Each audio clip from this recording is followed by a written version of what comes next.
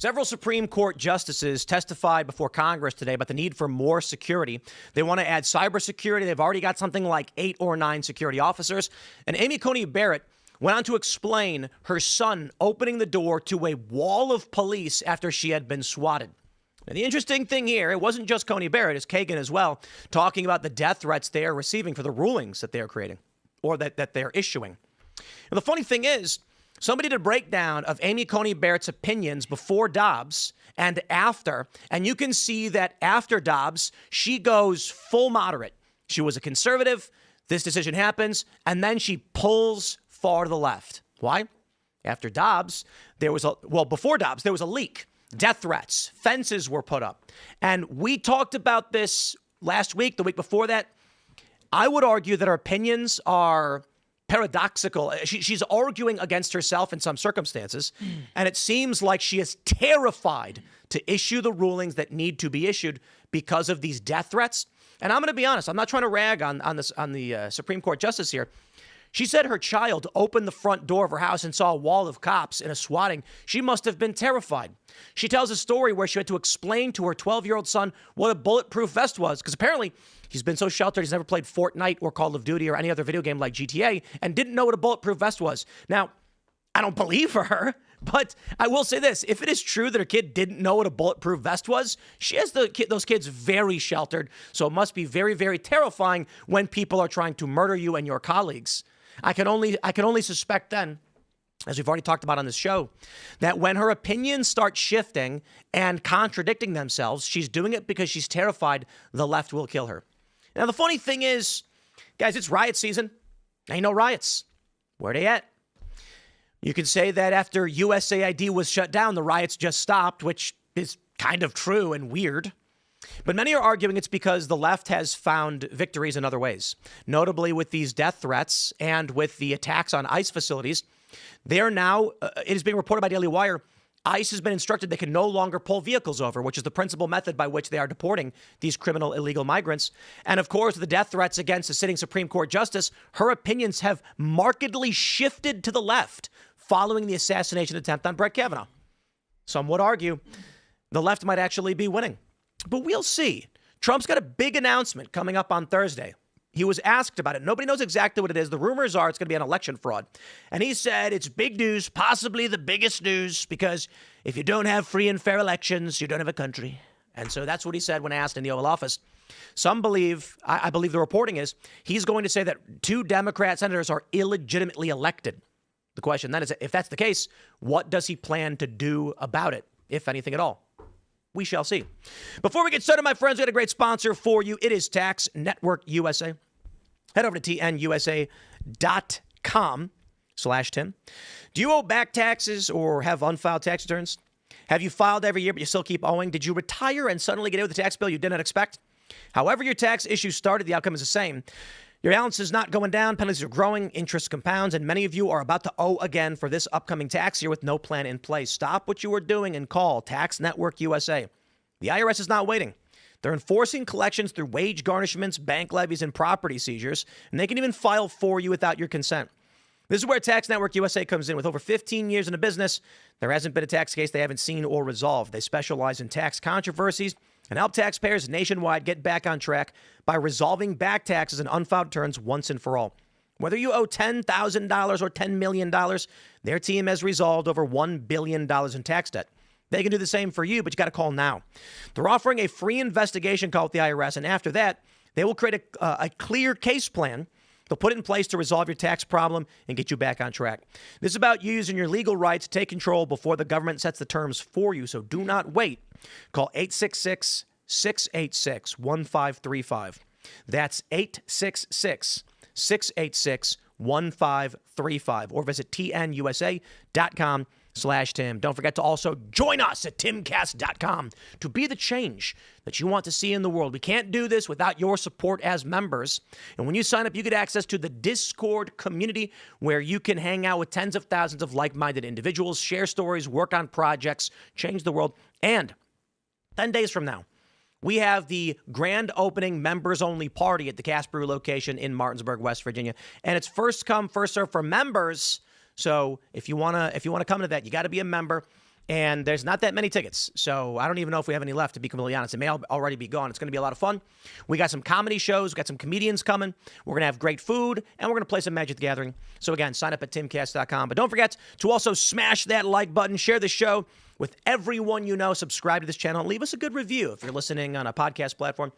Joining us tonight to talk about this and so much more, we have Craig Skistimas. Hey, how's it going? That's me. I run a podcast called Side Scrollers, and we are live Monday through Friday at 11 a.m. Central Time, talking games, entertainment, and life for the normal man. Right on. Well, good to have you. Thanks for joining us. Good the boys hanging out. Guys, what's going on? It's been a while. It's Brett, normally doing PCC Monday through Friday at 3 p.m. Eastern Standard Time, but I'm glad to be here. Phil, how you doing? What's up, everybody? I'm Phil Abonte, singer of the heavy metal band All That Remains. Carter, what's going on? What's up, everyone? Carter Banks here, doing the buttons and sound live, and let's get into it. Here's the story from Lone Star Legend. Now, we saw Amy Coney Barrett testify today that she's terrified for the safety of her family, but check this out first. This is the context. Amy Coney Barrett's conservative voting record before and after Dobbs v. Jackson's Women's Health. This is the Roe v. Wade case. Pre-Dobbs, you can see that she was siding almost entirely with the conservative wing of the court, 81% of the time in October of in the Supreme Court term in 2021, 81%. After Dobbs, it drops down to 59%, 57%, and as of 2024, 50%, meaning she's gone fully just straight down the middle. Now, the one thing that we noticed in these recent rulings is that she seems to contradict herself. Not just her, but the court itself is strange. For instance, they ruled Donald Trump could not fire the head of the Federal Reserve because it's an independent agency. But then they also ruled that Donald Trump could fire the head of any independent agency in a separate case, which makes literally no sense. Unless the Federal Reserve is some kind of special entity that operates outside the law, I guess. Where's Ian when you need him? Where's Ian? But there are other issues as well, and you can see it plain as day. I don't need to go through every single ruling, but on the issue of the 14th Amendment, her arguments, at least in my opinion, her opinion that she issued seemed to make no sense, arguing that there was fear back in the 1800s that without a set day for the election, it could lead to a second civil war. Indeed, my friends, in 1872, we were on the verge of the Civil War breaking out again. In 1876, a committee decided who would be president. There were concerns that because elections were being held randomly or at just different times in different states, you could exploit the time or day of an election to make sure certain voting blocks would not come out. For instance, if you don't want farmers to vote, you say election day is the day of harvest or one of the most important times of harvest. So the farmers are going to say, are you kidding? We're working 24/7 doing the we can't vote now. So Congress ultimately ends up passing a law to which she acknowledged, but then said, so what? Who cares? It seemed like she was arguing against herself, probably because after the Dobbs decision, before and after, you had massive death threats. You had someone trying to assassinate Brett Kavanaugh. And then we get this. Amy Coney Barrett giving emotional testimony about the moment her son saw her bulletproof vest. Thank you, Justice Kagan. How the volume and nature this year and those microphone, please. Good. Yes. And those statistics sound abstract, but being on the receiving end of them is not. So I thought I would just share a little bit about how the threats have affected me and my family personally. They have required me to, my children, to think about and see things that children should not have to see or think about. One example is when threats to my life were particularly intense a few years ago around the time of the Dobbs leak. My security detail sent me home with a bulletproof vest, and I carried it into my house, put it into my bedroom, dropped it down on a table, turned around, and my 12-year-old son was standing in the doorway of my bedroom. And he wanted to know what it was and why I had it. And I didn't know how to respond because maybe I lack imagination, but I didn't expect that performing this service was going to put me in the position of explaining to my children what a bulletproof vest was and why I had to wear one. Ma'am, if your 12-year-old son did not know what a bulletproof vest was, then you must keep him locked in the basement or under a rock. I'm sure he's seen John Wick. I'm sure he's played Fortnite or Call of Duty or Grand Theft Auto or literally watched any movie ever at any point. The ignorance of that statement, though, the idea that she would say, I just didn't know the gravity of being a justice on the Supreme Court. I didn't think that people would be really upset. I agree. If you don't, if you can't handle the heat, you get out of the kitchen, right? But she was after Kavanaugh, right? She was an appointment after Kavanaugh, right? Yeah, and I don't mean to be mean or dismissive or rude. I understand. Like, we had someone drive by and shoot at this property too. I fully understand the threats. Bro, let me tell you a crazy story. Y'all know I was just spending last week at the World Series of Poker. One of the pros that played published a story. He said that after he cashed out, because he had something like $80,000 in prizes, he went back to his Airbnb, said 2 black dudes were waiting for him. They knew, they were tracking him, hog-tied him, and stole all of his stuff. Yeah, I saw your tweet about that. And that's just, the guy's got 1,000 followers. Nobody knows who he is outside of the poker world. It's not a very big world. I fully recognize, I have 2 bodyguards with me all the time walking around.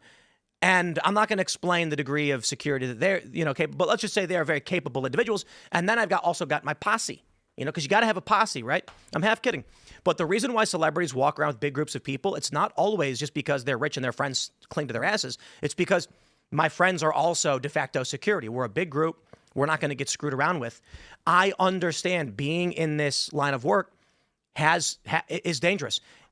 Amy Coney Barrett, if you think the threat is too great, and you are issuing rulings that are tepid, weak, and bad for this country, you need to resign right now for the safety and sake of your children. I'm not on the Supreme Court, and I got a bulletproof vest, and I got plates and stuff. I host a podcast about video games, and I get death threats on a day-to-day basis because I know what a man is. That's forbidden knowledge right, on the internet. You can't actually know those crazy things. Now. And this is listen. I get what she's going through here. We have tried to plan events for our company multiple times, but the reality is that whenever we try to produce any sort of event anywhere in the world, anywhere in the United States, we have to account for way more security than a traditional event would because of silliness like that. Yep. And I mean, I just go back to that statement. Yeah, the Fortnite thing and the body armor thing, that's insane, right? But the fact that she was naive at the idea of being a Supreme Court justice there weren't going to be threats associated with that. It didn't used to be. But it goes to show that she has not been paying attention. And I'm just, I get headaches from this because I'm the Civil War guy. You know what I mean? Always screaming like things are getting crazy. And, as of right now, I'd argue, I don't exactly know where things are going because it looks like the crushing of USAID may have been like, the right may have routed the left infrastructure to the degree where they're getting pushed back to an insane degree, like where are the riots at? But that being said, to look at the Dobbs decision, the leak, they put up fences around the Supreme Court. They're banging and screaming during Kavanaugh's confirmation hearings, and she's not even Googling it. That's offensive to me. Like, she knew exactly what they did to Kavanaugh in terms of accusing him of being a gang rapist, as well as trying to bash the doors down. And then with the Dobbs decision, she's like, oh, heavens me, I'm so shocked this is happening. What was she like a prosecutor before she took the bench? What did she do before that? I thought she was a federal judge, right? Federal. Yeah, I think she was a judge. So, like, she worked in law, then she went on to be a judge. I mean, my guess is that she was very career-minded, and this is a once-in-a-lifetime opportunity that so few people get, that she underestimated just how much security and how dangerous it was going to be. Being a federal judge isn't exactly a safe position. She was on you're not immune to violence. She was on the 7th Circuit for U.S. Court of Appeals from 2017 to 2020. And prior to that, she was a law professor at Notre Dame. Okay. And now look, we've talked about it with all of her rulings. In the past couple of years, she may as well be a liberal. And we're left flabbergasted. What did we say 2 weeks ago?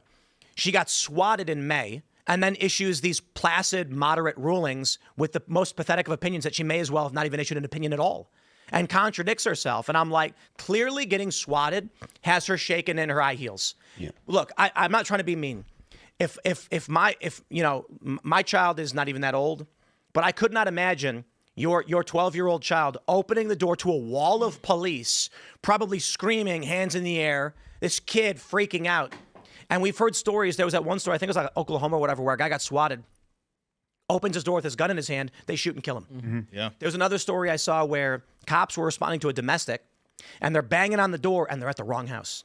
So they're just banging on the door. It's 2 guys, there's no lights, nothing, banging on this guy's door like 3 a.m. He opens the door with his gun in his hand, and they unload on him. Innocent guy at his own house. So what is she thinking right now? Even if the left doesn't come to actually try and assassinate or anything like that, how many more times will she get swatted? What can she do? Yeah, so they're here now asking for an increase in security. And, look, man, I'm sorry, she should resign. It's untenable. Like if it's that bad now, it's only going to get worse. It's not like it's something like you could make the argument that maybe when her kids are old enough to move out of the house, maybe she has a little bit more of a laissez-faire attitude towards it when it's just her and her husband, but doubtful, right? So it's only going to get worse. Yeah, and I mean there aren't any actual cases that I'm aware of that are as volatile as Dobbs, and she kind of ducked the 14th Amendment question that was here. There is the rifle ban that'll come up next year, but I don't think that would set anyone off the way that the Dobbs decision did. So but that doesn't mean that something couldn't present itself. Isn't it amazing though to see whenever there's going to be a ruling and which way it's going to go based off of whether the fence is up or not? Yeah. Yeah, right. That really says a lot about this. And also, it's interesting that she would be demanding more security while there being less security in the United States. Like for people coming in and voting. It's amazing to see. And I mean, everybody has to see the hypocrisy in this. Yeah, I mean, the whole idea of her needing or requesting more security, I don't think that actually is going to have any kind of effect on her voting, right? Like just because she has more security doesn't mean that she's going to be like, oh, now I feel at ease to vote my conscience or vote what I actually think the law says. I think that this is. She probably wants more security for her family and stuff, but if she still knows that if she were to vote in a way that inflamed the left, then they would still make a target of her. And even if you have security, like it doesn't make you immune to intimidation. It doesn't make you immune to attacks. So. There have been a lot of people who have had security that are no longer with us. Yeah. I mean, case in point, I think it was yesterday was the 2-year anniversary of the attack in Butler, Pennsylvania. Mm-hmm. And someone almost shot Donald Trump. And he has, what arguably the best security in the world. Until they don't want to be. Well, like I said, I mean, there was that one lady, the one Secret Service lady. The problem ultimately is trying to be this middle of the road, please leave me alone, makes everyone hate you. Yeah. So she doesn't got to come out and scream, TradCon revolution and start rubber stamping every right-wing policy and screeching to the left. But she can be reasonable and correct and just say, look, as that chart showed, 81% of the time she was the conservatives. And that was acceptable. Most people are like, okay, like you're not going to win every single one and you get upset about some. But when she's playing this 50-50 middle of the road, the left hates her. They're not going to stop. That's just it. They're not going to stop. And now she'll have no support because this is what people do. And it's so pathetic. They play this game of, I'm just going to duck and keep my head down and maybe it'll all go away. No, what you're basically saying is the left is never going to stop. And you also don't want to have a support group behind you who agrees with you and would protect you.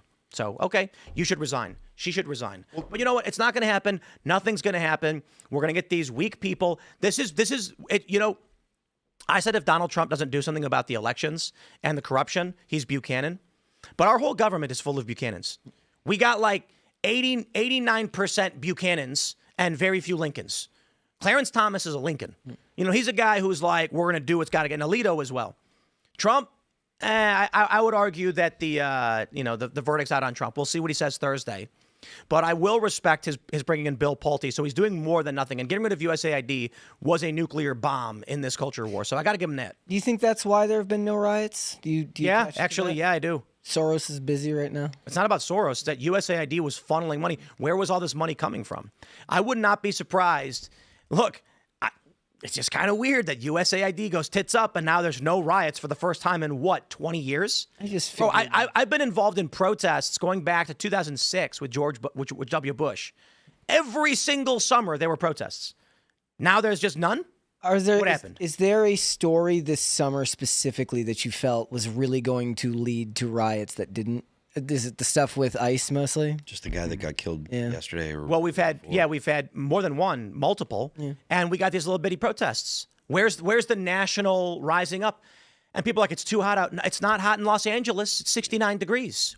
That's a major urban center. Where are the protests? Yeah, and I don't believe that too hot is a thing. Like they go out at night. Too cold. Too cold, definitely. And look what happened earlier this year, right? I imagine there was still residual money left over, and you had people out in Minnesota in the freezing cold. real freezing cold. Oh, yeah. And there's just no appetite for it now. And I tend to agree with Tim. He put something in the Slack today, and that was my first question. I was like, do you think that it's because of USAID? You know, if they don't have the funding to bus people in, because Tim's talked about tourists. But it's not even about that. It's about organizing. It's about making a flyer and saying, hey, come here at this time. Having it ready to go when it's time to use it immediately right then. So here's the thing.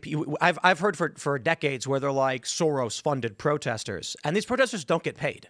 However, there's like 7 people who do, who put the flyers up at the universities, who go on social media, who go around and tell everybody to show up, and then people start showing up. But without those organizers, nobody shows up because ain't nothing to show up to. Yep. Just figured bad economy, all of the palliative brick companies are just out of business. Right. It's amazing how many bricks just showed up on the side of the road and during the Summer of Love. Back to Barrett real quick. I don't think anybody would really be upset if she was to say, look, this was too much for me. I did not, if she just was totally honest about it and said, I did not anticipate this, and this is too much for me. I don't think anybody would falter. Be like, look, okay, cool. Just step out of the way. Let the next person pop in. Yeah, I agree. I think it's totally. It would also shine a light on where they think the violence is coming from, which a lot of people are still in denial about. I think you're right about the denial. I think that you're right about the denial, but I don't think that her resigning would give anyone any more information. I think the people that believe that she's intimidated, they know that it's not right wingers doing it. Everyone knows that it's not people on the right that are intimidating her. There's been no consequential. Or Kagan's here too, being like, well, I also get there. It's like, oh, shut up. It's so fake. You look at the violence that we get politically, and it's always leftists. Yeah. What just happened in Maine? A bunch of leftists attacked a journalist. Yeah. And it's like on the news, and they're like, journalists attacked by leftists. Like, yeah, okay. Well, it's like not even news anymore because it's just the given. Kagan saying that reminds me of AOC saying it. It's like she does have, she has security concerns, but it's not really, it's not about politics. It's mostly like dudes that are creepy and weird that are making remarks about AOC. People like Alex Stein that are more, more. They're offended by something. Energetic. Yeah, exactly. So I don't think that, I would like to see, if what we're discussing here happens to be the case, I would like to see her step down, but I don't see that happening. The appointment to the SCOTUS is a lifetime appointment. Yeah. She's not going to. Zero chance. She'll just ride the middle. She's going to try and just do the least amount possible. Yep. Say nothing and just hide. Yep. Yeah, she should resign. Well, let's jump to this next story that we got from CNBC. Trump to claim declassified intel reveals 2020 election interference, according to MS Now. It's funny because, we love MS Now. Trump plans to claim in a speech Thursday that newly declassified intelligence reports reveal a foreign nation's plans to interfere in the 2020 presidential election. CIA Director John Ratcliffe, acting DNI Bill Pulte, Kash Patel, and Mark Wayne Mullen will join Trump, according to MS Now. Trump earlier said he will make a speech to the nation on Thursday evening at 9 p.m. Eastern without providing further details. And of course, MS Now is losing their minds. Here we go.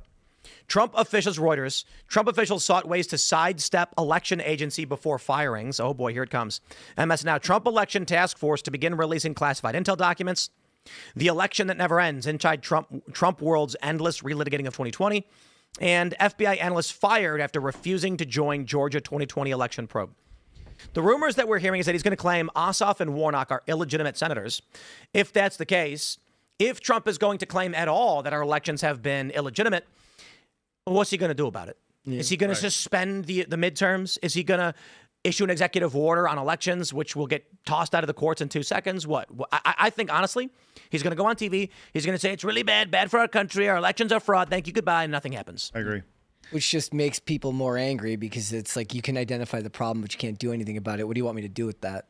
Right. Well, Georgia, even if he had won Georgia, it still wouldn't have swayed the election. And I think the most fascinating thing about this is the idea that, the narrative behind this is there was no election interference. Well, there wasn't mass election interference, but I don't know, maybe it's just me, but the idea of having any sort of interference or any sort of, corruption in your election process is a bad thing. Yeah. I'm just a normal guy. That's all. And it just seems really kind of kooky to me. Yeah. I mean, look, the situation, I think that the situation in California has really shed light on the problems with the elections that are going on.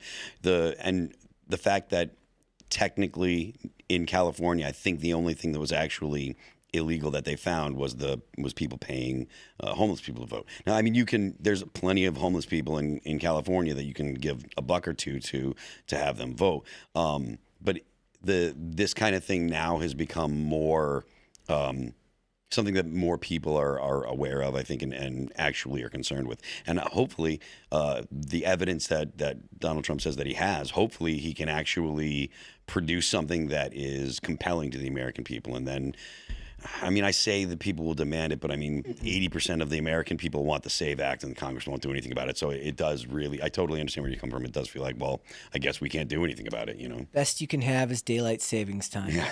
That's all you get. Yeah. You know what would really be awesome is if he came on and he said, look, you know, we're going to make these guys resign, or they have to resign. Because here's the thing, right?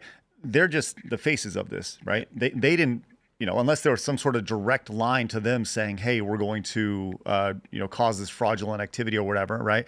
But if he was to actually point out and say, this person's going to jail, and give you a list of 8 people that are actually going to have punishment for this. Okay, I'm on board with that, right? Set a precedent for what's moving ahead. If you mess with our elections, right, there will be consequences. And because it's just such a simple process that my brain does not wrap around the idea that people don't want this idea of votes counting fairly. Well, that's the thing. That's the point that I just making is it's the American people do want that. They, I think it's 80% of the American population thinks, yes, you should require ID to vote. And Congress won't vote on it. So the Senate won't actually hear it. Congress has passed it. The Senate won't hear it. Well, in recent times, I've realized that what really matters in politics is just saying the thing that the machine state will promote. So instead of actually having any integrity, like many of these other podcasters, I've decided just to say whatever they want me to say. And that is, Trump is bad. He should not do this. Democrats have never done anything wrong at any point ever. And Hillary Clinton should be president in 2028. Good for you, Tim. Good for you. I'm really brave of you. That's great. Yeah. It takes a lot of bravery to say Hillary Clinton should be president. That's good. It was tough, but we got there. No, in all seriousness, I'm sitting here and just in my mind, I'm visualizing, Donald Trump going on TV and being like, at this moment, we are deploying federal agents to arrest all of the Democrats. And then it's just perp walks of, all these Democratic, not necessarily politicians, but like, election officials, and it's not going to happen. It's not going to happen. That's what I mean when we make the joke about nothing ever changes or nothing's ever different. It's the idea that what people want is the movie version of something changing, right? They want somebody perp walked out of a building that they can watch on TV that makes it feel like they're seeing the completion of a story with the good guys winning. Sort of. Not real. But they did. No, it is. They did it to Trump, and they did it to Roger Stone, and they did it to Steve Bannon, and they did Peter Navarro. And for the love of all that is holy, we're asking for one time. One time, one of these people is held accountable, and it just never happens. Trump's going to come out on Thursday, and it's going to be like, so Roger Stone had his home raided at 5 a.m, and CNN was tipped off, and Steve Bannon went to jail, and Peter Navarro went to jail, and they harassed Michael Flynn endlessly. They put me in. They arrested me twice. They arrested my lawyers, and so we're upset. Thank you. Goodbye. And we're going to be like, this is why I feel like so many people just don't care anymore. One of the reasons, because you can only bash someone over the head over and over again, screaming like, look at all of the corruption, and nothing ever happens. And I just got to say this. The left is fully cognizant that they have been rioting, that they have killed, that they will likely kill again, that they arrested Trump's lawyers, accused them of fraud, tried putting him in prison, sued to make it so he could not run for office. And they've done all these things, and they go, but we have never done anything. And the Republicans just sit there going, well, it's bad, I guess. Drat. It's too bad nothing will ever change. And if that's the case, what are we doing here? And why aren't we just, ordering pizza, kicking back, and watching the World Cup? The most demoralizing part is that it's with a supermajority. If you can't get anything done with the supermajority, how do you expect anyone? No, it's not a supermajority. It's a trifecta. Yeah. So we barely have Congress. And Amy Coney Barrett shaking, terrified, begging, please don't hurt me. I can't do this job. I'm scared. And Donald Trump, bless his 80-year-old heart, I do think he's trying. Bill Pulte is coming out like a bulldog, and I really appreciate it. Bill's fantastic. Man, when they announced that he was coming in, I was stoked because we might actually see some movement now Finally get someone who's got the cojones. I don't know what happened to Pulte. I mean, listen, he's a rich guy. He ain't got nothing to worry about. My wife and I, we hung out with him. He's a cool dude. We hung out at Mar-a-Lago, had a great time. For what reason would a guy so well off and successful need to stick his neck out in the way that he's been doing, other than he means business and he believes in it, and I love it. And you don't have that with most of these people. Now, to be fair, Blanche is doing great. I'm surprised. Mark Wayne Mullen coming out the gate, doing well. I want to see more. And Pulte just charging full speed. You know, I would equate Bill Pulte to like starting a UFC match with a charging flying roundhouse that you leap at your opponent, and then we'll just leave it there and hope it works out. One of the reasons why they're fighting so hard to prevent Paramount from owning Warner Brothers right now, it's got nothing to do with the movies and it's got everything to do with CNN, right? Because one of the reasons why conservatives struggle in these situations is it becomes a full-on media onslaught every time they try to do anything of any note, and they get a lot of pushback in the traditional press, and that still bothers them to an extent. Whereas when the left goes out and acts awful, they get their pushback from Fox News and yes, from podcasters, but it doesn't create the same friction that it does, which is why they want to make sure that they can control what's going on with CNN. Brett, I accept. When Paramount buys out CNN, Timcast IRL will take over the 8 p.m. primetime slot on CNN. Perfect. And it'll be hilarious. I'm down. Well, there's now who knows if that's going to happen, because we've got 12 states suing Paramount to keep them from. You know, the reality is, though, we don't live in the world anymore where it actually matters. It used to be, maybe 20 years ago, CNN mattered as a brand because there was so few news channels to watch. Yep. But now CNN may as well just be like, you know, bargain bin Gatorade called like Gooberade at Walmart. It's like, do you want to buy it? Like, no one cares. You know, if we were to acquire that brand, it doesn't mean anything. You know, did you guys see that story about that juicer they were trying to sell? It was a bag of juice, and you put it in a machine, and it squeezed the bag. And that's all it was. And then these journalists were like, what if we just squeeze the bag ourselves? And they're like, no, you got to buy the machine. Like, why would I want to buy that machine? It's useless. That's what CNN is. It would be a demoralization tactic for. That's true, too. The left. And the point is, the far left already thinks that CNN is MAGA. Yeah. Like if you go read under any clip from CNN on X, the farthest left people already think that because David Zaslav's in charge over there, therefore. I love the idea that Barry Weiss is going to be in charge of CNN. It's just the funniest thing. It's going to be absolutely hilarious. Has there been a breakdown of CNN's demographics as far as how much of their viewership is actually outside of airports? Dead people. No. So they don't do airports anymore. They lost that a long time ago. Did they? Okay. Yeah, that was maybe like 5 or 6 years ago. The airport contracts all dried up. The hotel contracts dried up. And that was probably a good portion of their viewership. But hey, let's be real. That's viewership. Mm-hmm. When you're at a bar and they're playing CNN, people are watching. When you're at the airport and you're sitting there and CNN's on, they're capturing your eyeballs. And were they getting paid to do that? That's the craziest thing. Were they paying to do it? It's also I think they were getting paid.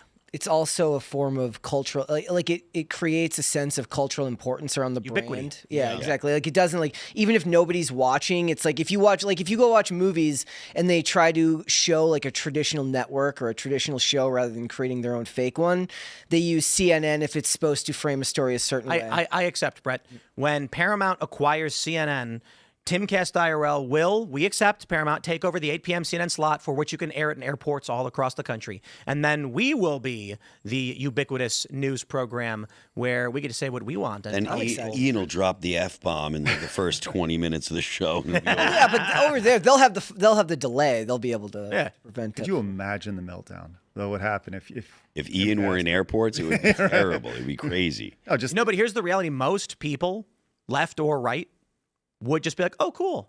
Yeah. Because what's funny is I meet a lot of liberals, and I tell you, the average person is not some raging psychopath, hyper-partisan individual. I'm not saying that to suggest there's not a risk of, conflict or violence or anything like that, because there is. It has always been a small group of people that foment most of the conflict.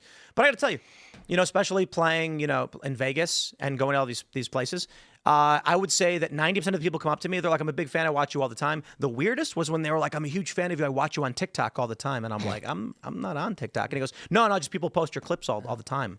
It's like, well, I guess that's kind of all right. But then I've met a handful of people. They're like, "Oh, hey, you're Tim Pool. Nice to meet you." It's like I don't agree with you. I'm not a big fan of what you of your show, but like I appreciate what you do. I get it. I disagree. And I'm like, "Oh, that's fantastic." I had one guy in Vegas say, "F you, you should be in prison," Just one guy out of the hundreds who came up to shake my hand and, take pictures. So Like normal people. People are normal for the most part. And there's this, that's what happens with social media is it's obviously, we all know this it amplifies these crazy loons. And that's why Amy Coney Barrett needs more security over here in Bulletproof Vest. I was just doing a podcast with someone else this morning. And we were talking about how, go outside and talk to any individual. You will never have an interaction in real life with a person you don't know, like an interaction on the internet. Like it is just entirely different. People don't interact in real life the way that they do, the way they interact on the internet. It is it's like people become entirely different human beings. Well, you'd actually have to be an insane person to interact, in real life the way that people interact on the internet. I got to be honest. I'm curious about the strategy at Paramount right now because it doesn't seem like they're going ham. What do you mean? Well, CBS News hired a bunch of contributors, which were considered to be fairly moderate, which is great news. And CBS had some pretty good reporting. They added to the reporting. Nick Shirley started with the fraud in Minnesota. They did their own report, and it was great. Fact checking and debunking the lies of all these other corporate outlets. I'm a big fan. But I kind of feel like they could they go a little harder. You know what I mean? I don't think that Ellison wants to do that. I think he wants to find a way to the middle where he believes that they can find a more profitable version that'll bring in the moderates. But there aren't any. I mean, that whether that exists or not is up for debate, but I do think that their general idea is that they want to attract moderates. Yeah, no, like I said, most people... At least from the news side of things. I think most people who are not watching the news 24/7 are not so... They're fairly dispassionate. Mm-hmm. They care a little bit. They'll say things like, oh, I don't agree with you, Tim, but they're not spending all of their time hyper-focused on, midterms or anything like that. But it's going to happen. In the next couple of months, I mean, look, we're midway through July. We're going to be entering how much money are they going to spend on this midterm is going to be, a record spend? This is it. They lost everything. The Democrats' last chance to stop Trump this midterms. And they got the polling by their side. Doesn't mean they're going to win. The Republicans got the procedure with redistricting. If Trump comes out on Thursday and says something like, we're issuing several executive orders, I feel like it would be a little early to do so, but maybe the strategy is this.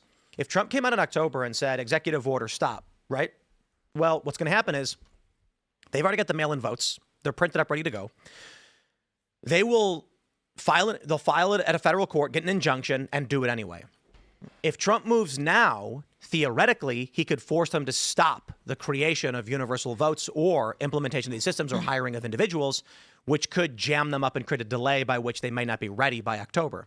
So if he does this now, and right now they're starting to ramp up the production of universal mail-in votes in many of these places, then they put a stop on it. They file for an injunction. They get it. Trump appeals. He could potentially block them from getting the process started for a month or two, in which case they would not be ready by October. Now, it's hypothetical. I don't know if actually that's what's going to play out, but I'm just trying to speculate as to why Trump would make any moves now, considering he's mid-July.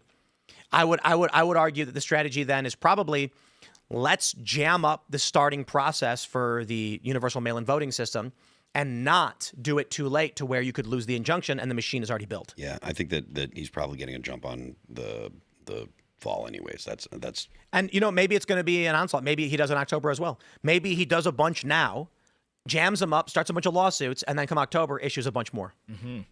I mean, the real strategy is for Trump just to sign 15, and then you got to sue them all at once. Well, I mean, would it make more sense to release them in tranches? So then it would make sense to do every other day release 2 or 3. Yep. And the funny thing is, what's broken with the system, Trump can sign 100 executive orders pertaining to the election just within a week. Mm-hmm. And there's nothing you can do to stop him. I mean, it's kind of ridiculous that our system operates this way. Right. Trump could come out and be like, here's one, sue me. And then they do, okay, I'll do another one. Sue me. Could you imagine the accusations of, the tyrant, the king, the fascist, whatever, how quickly that would escalate on CNN, on MSNBC, go down the list. And, man, that would be a great payday for all those lefty influencers. Tell you what. Yeah. They'd probably be happy about it. Yeah, they'd be stoked. Is there some way you can blame Israel for doing it? Because then the retard right would also get a bunch of views, you know? It would be great. I think it would. I mean, look, it would be hilarious. I think that it would be thoroughly entertaining just to see how bad the left freaks out. I don't think that there would be, anything would come of it. At the end of the day, I think that the elections would happen, and you know, whoever actually, you know, whoever has the most votes would win. I think that the actions wouldn't produce any tangible results, but I do think it'd be funny personally. What if tomorrow or on Thursday night Trump comes out and he's like, "My fellow Americans, it was Israel," and like, Never hear the end of it. There'd be juiceburging across X for weeks. just walks off. It'd be horrible. It was Israel. They're in our elections. Yeah, Well, yeah, it's foreign interference. What if he was like, Israel did it? yeah, it'd be like That'd be the craziest thing. You say it on his last day in office. It's supposed to be about foreign interference. Which it's going to say China, Yeah. right? Yeah, I mean, probably China. That makes the most sense. The interesting thing is what documents will they end up releasing? And I'm curious how regular people will react to it. You know, it's funny when you watch or read MS Now, it may as well just be like CIA communiques. Just it's obvious bias propaganda. That being said, you don't got to trust whatever it is that Trump's going to release, though. I wonder about what really happened. I wonder if our elections were rigged from the get-go. So be it Obama and Bush, it's all rigged. Be it Romney, Obama, it's rigged.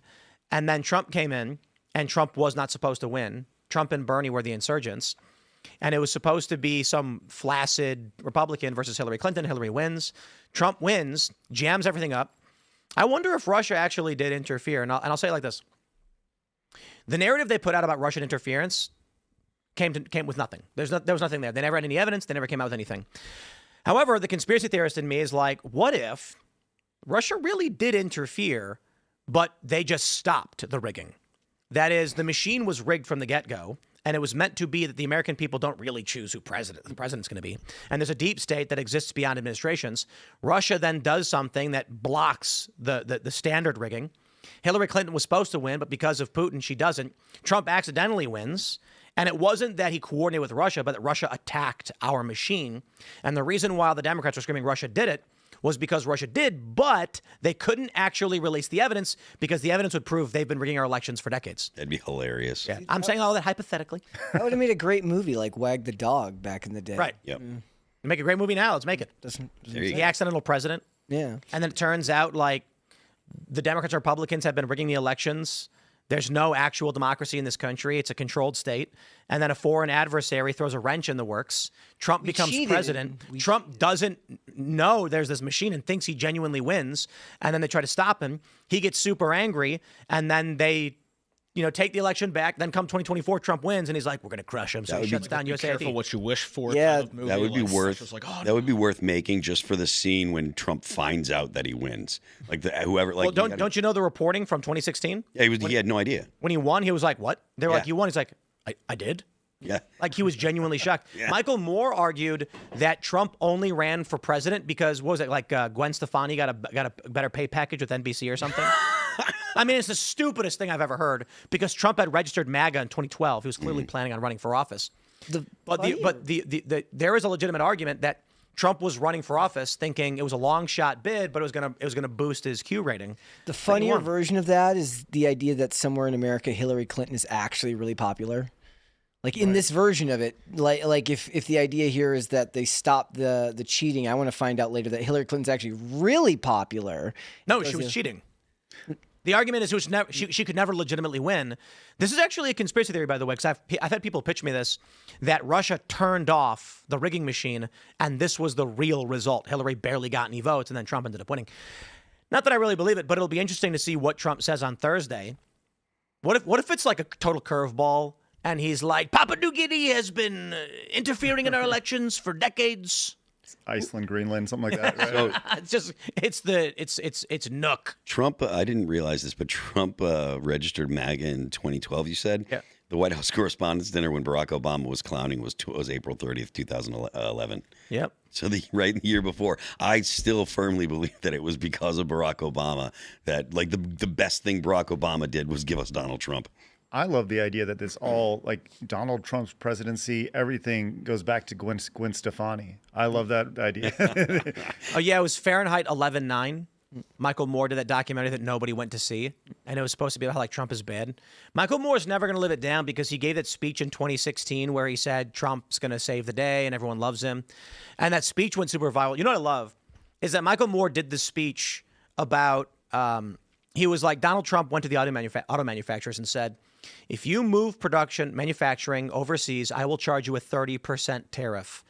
And he said the executives were shocked. No one had ever stood up to them this way before, and they were worried. And so he's like, Trump was the FU, the Molotov cocktail thrown into the machine that people were begging for.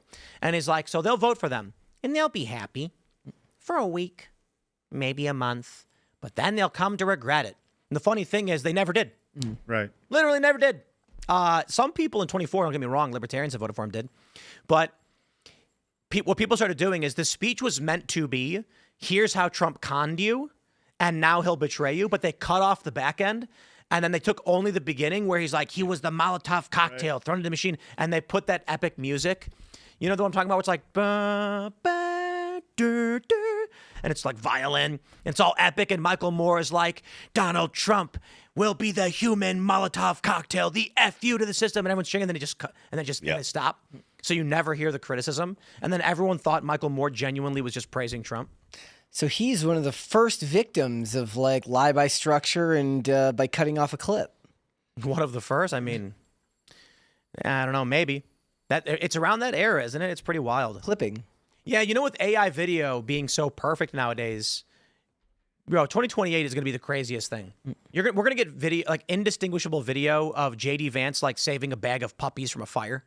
And you're going to be like, I can't tell if it's real or not. But the smartest people working on it will know to find the idea where it's just believable. Like that's just too far from believable for most people to buy into it, which is really going to suck if he actually did save a bunch of puppies from like a burning building. Well, this is what I was saying. The real threat with AI is not that someone will make a video of Donald Trump shooting someone on Fifth Avenue because no one will believe it.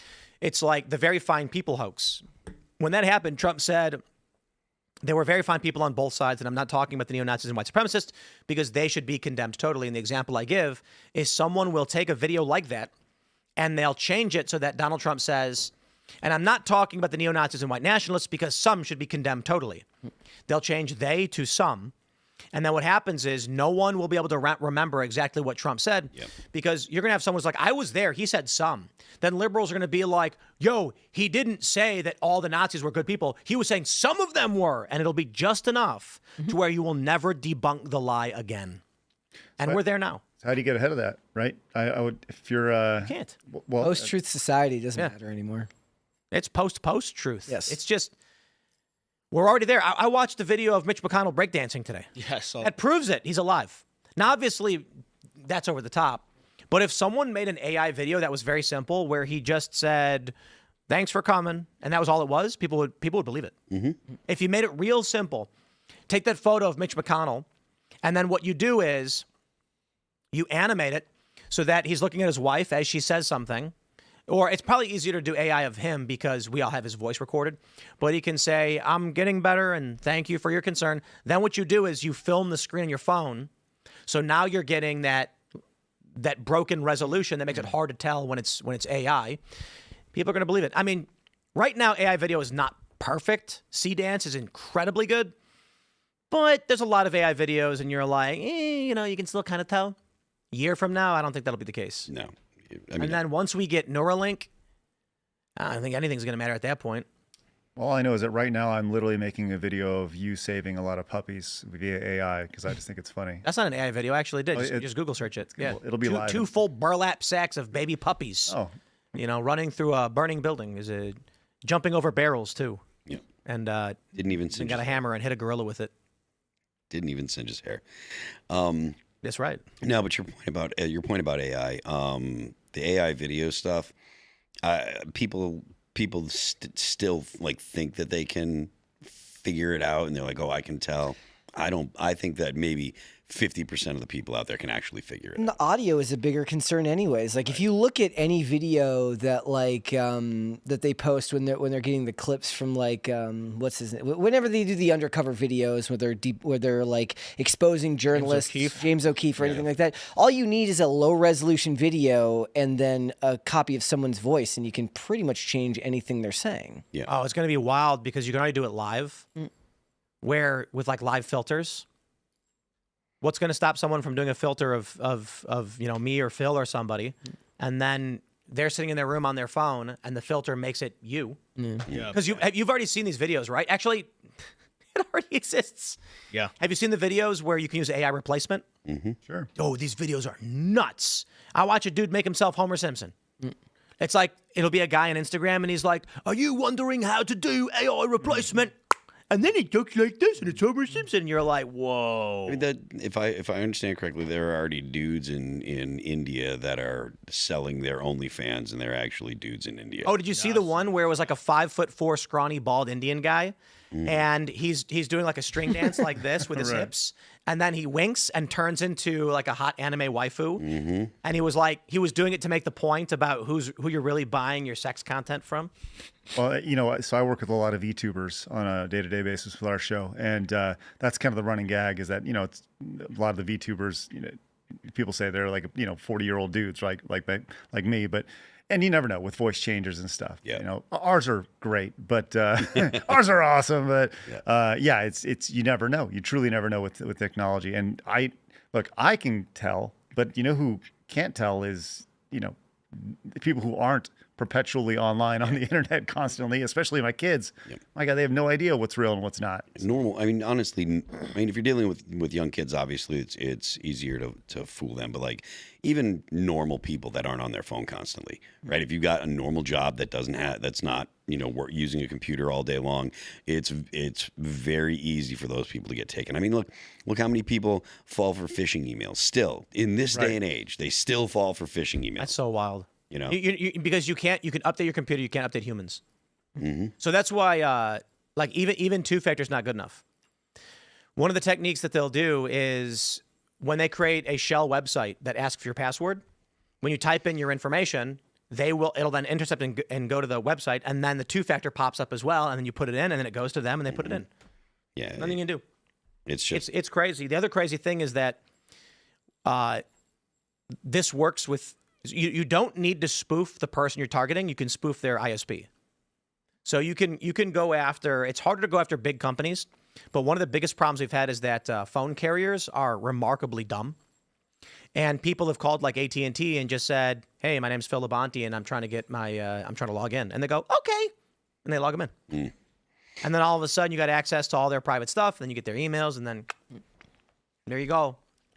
Two-factor is still pretty good, though. Two-factor solves a lot of the problems. And phone lock two-factor. So like what Google does is the two-factor is locked to your specific device so that it's gonna be a pop-up.